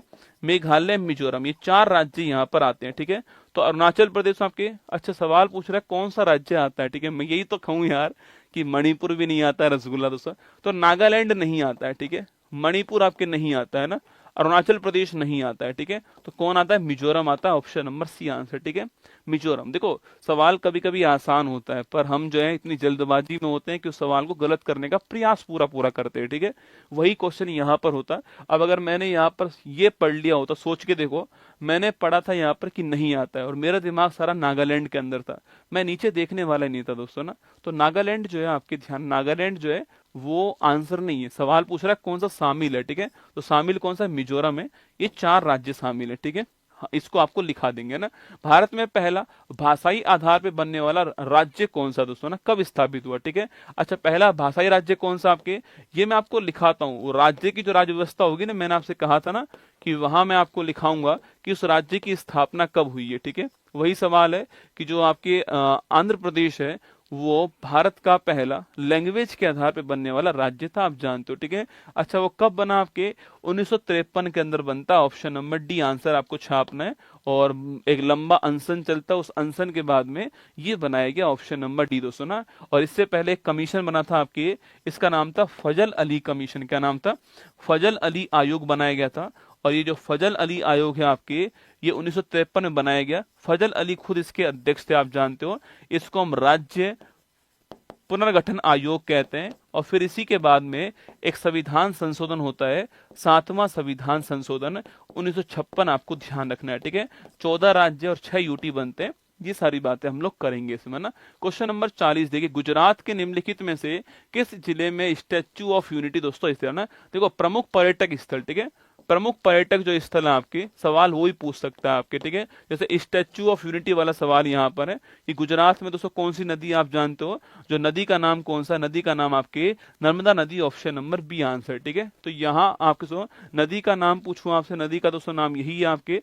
और यहाँ पर स्टैच्यू ऑफ यूनिटी है, आप जानते हो। और स्टैच्यू ऑफ यूनिटी के वास्तुकार कौन थे आपके, राम सुतार जो है वो इसके वास्तुकार थे। अच्छा कितनी आपके दोस्तों ऊंचाई है आपके, बताओ कितनी इसकी आपके हाइट कितनी, ऊंचाई कितनी है? 182 मीटर इसकी ऊंचाई है। सरदार वल्लभ भाई पटेल जी की प्रतिमा है, आप जानते हो, ठीक है, सारी आपको लिखा देंगे ना।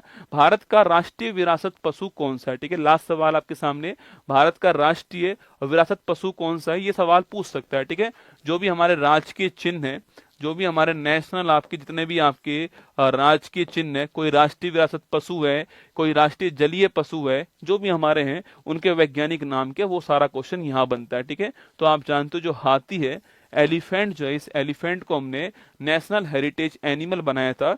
2010 की बात है, कब की बात है? 2010 की बात है। इस समय हमने इसको नेशनल आपके हेरिटेज एनिमल बनाया है, ये आपको ध्यान रखना है। ठीक है, ये क्वेश्चन नंबर आपके सामने दोस्तों 41 हो गया। ठीक है, अब आप मुझे बताओ कि 41 सवाल मैंने कराया आपको, जितने भी टॉपिक मुझे पढ़ाने थे सबके मैंने सवाल कराए आपको ना, जितने भी टॉपिक पढ़ाने थे उन सबके क्वेश्चन मैंने आपको करा दिए। यहाँ पर जो है ये एक्चुअली में जो मेरी क्लास थी, देखो मैं चाहूं तो सीधा आपके सामने पहला टॉपिक जो मेरा है वो पहला टॉपिक लेकर आता और आपको पढ़ाना शुरू करता, और हो सकता है कि उसका कुछ हिस्सा मैं आज पढ़ाता आपको, कल उसका बाकी हिस्सा मैं कल पढ़ाता आपको। ठीक है, ये 2 क्लास यूट्यूब पर लाइव है, आप देख कर ये लगता आपको कि भाई साहब मजा आ गया, मास्टर ने क्या पढ़ाया पहला टॉपिक, तो आप सोचते कि सारे टॉपिक मास्टर ऐसे ही पढ़ाने वाला है। ठीक है, और आप शायद कोर्स लेते और कोर्स लेने के बाद में आप उसमें पढ़ाई करते। ठीक है, पर मैं आपसे इतना चाह रहा हूं कि जब मैं आपको ये पहली क्लास मैंने कराई है, जितने भी प्रीवियस ईयर क्वेश्चन पेपर बनते हैं आपके सवाल में,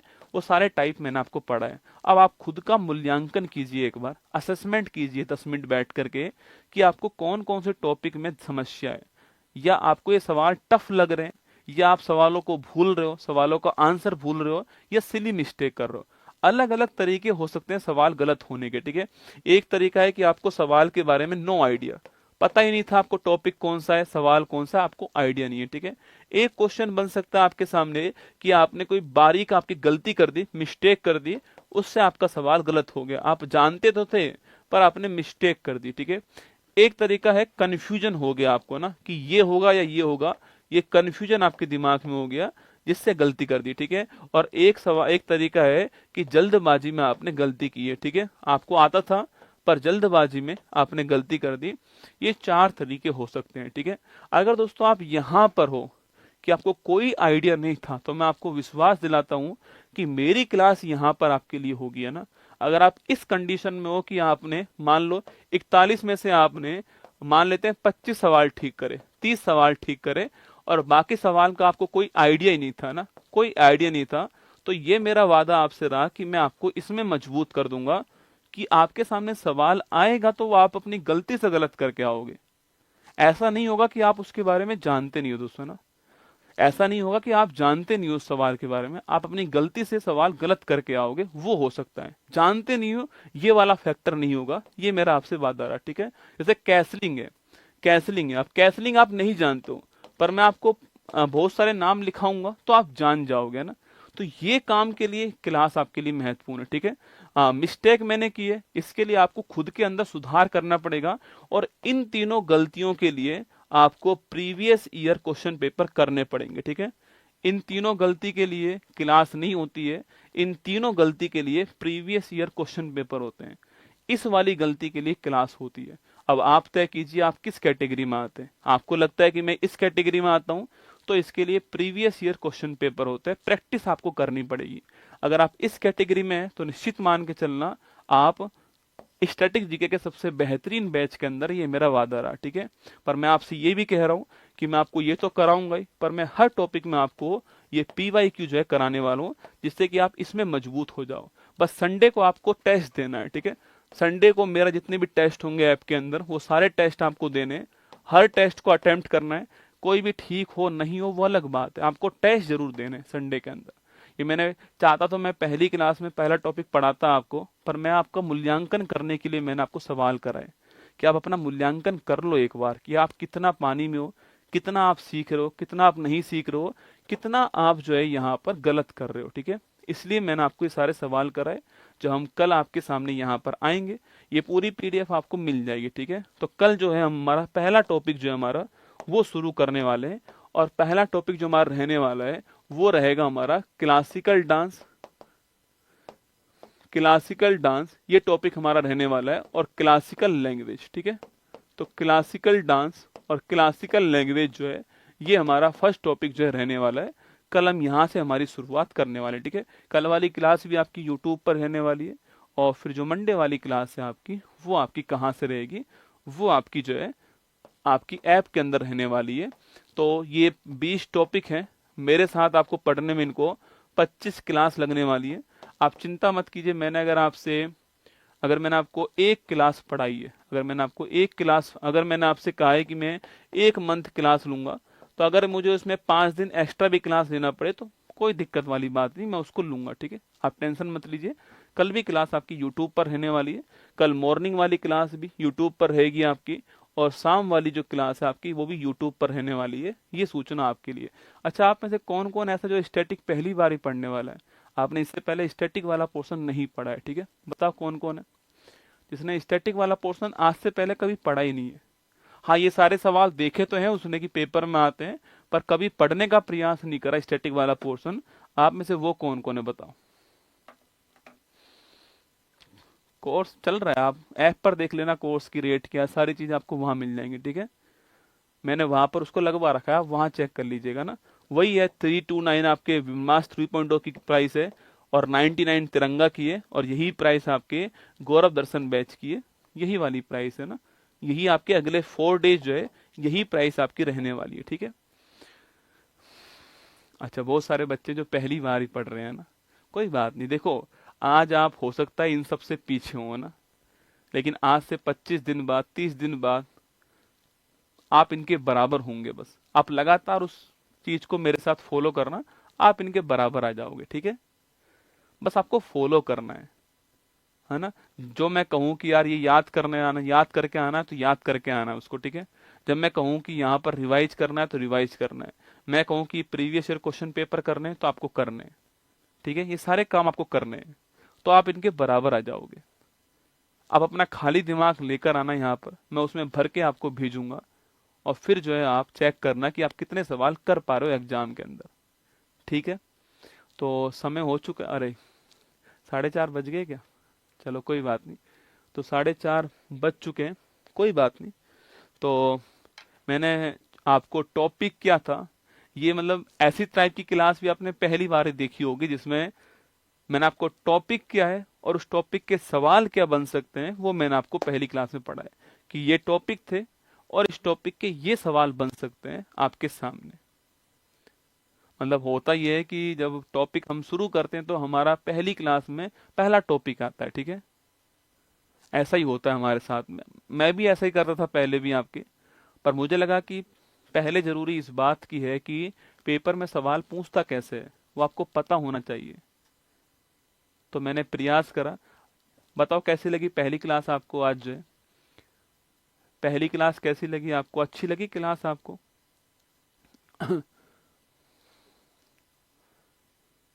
40वें क्वेश्चन में नदी का नाम नहीं पूछा है। अच्छा, नदी का नाम लिख लेना ऊपर, ठीक है। अगर नदी का नाम नहीं तो नदी का नाम पूछ लेना ना। मैंने टिक नदी का नाम लगाया, ठीक है। मैंने जो टिक है आपके वो नदी का नाम लगा दिया ना, आप देख लेना, ठीक है। मैंने टिक नदी का नाम लगाया है ना, जो नर्मदा नदी है आपकी उसके किनारे पर ही है, मैंने वही टिक लगाया, ठीक है। बाकी सवाल क्या आप देख लेना पीछे मुड़कर। चलिए, तो ध्यान रखिए अपना, फिर मिलते हैं आपसे। कल सुबह मिलूंगा 6:30 बजे वहीं पर। बाकी इस क्लास की जो पीडीएफ आपको, क्लास मॉर्निंग वाली क्लास की पीडीएफ डाल दी आपने, मॉर्निंग वाली क्लास की पीडीएफ डल चुकी है, और 329 में सारे कोर्स दे दीजिए। हाँ, सारे कोर्स ही तो हैं भाई। अरे 329 में सारे कोर्स है, ठीक है। ऑल कोर्स जो है मेरे मेरे जितने भी कोर्स है आपको वो इतने में मिल रहे हैं, ठीक है। इतने में मिल रहे हैं ना। हम्म तो चलिए, कल मिलते हैं। कल आपका पहला टॉपिक क्लासिकल डांस और क्लासिकल लैंग्वेज जो है पहला टॉपिक के रूप में आपको हम पढ़ाएंगे।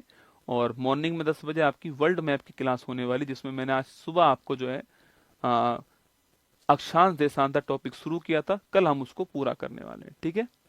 चलिए, ऑल द बेस्ट, जय हिंद, ध्यान रखना अपना, थैंक यू।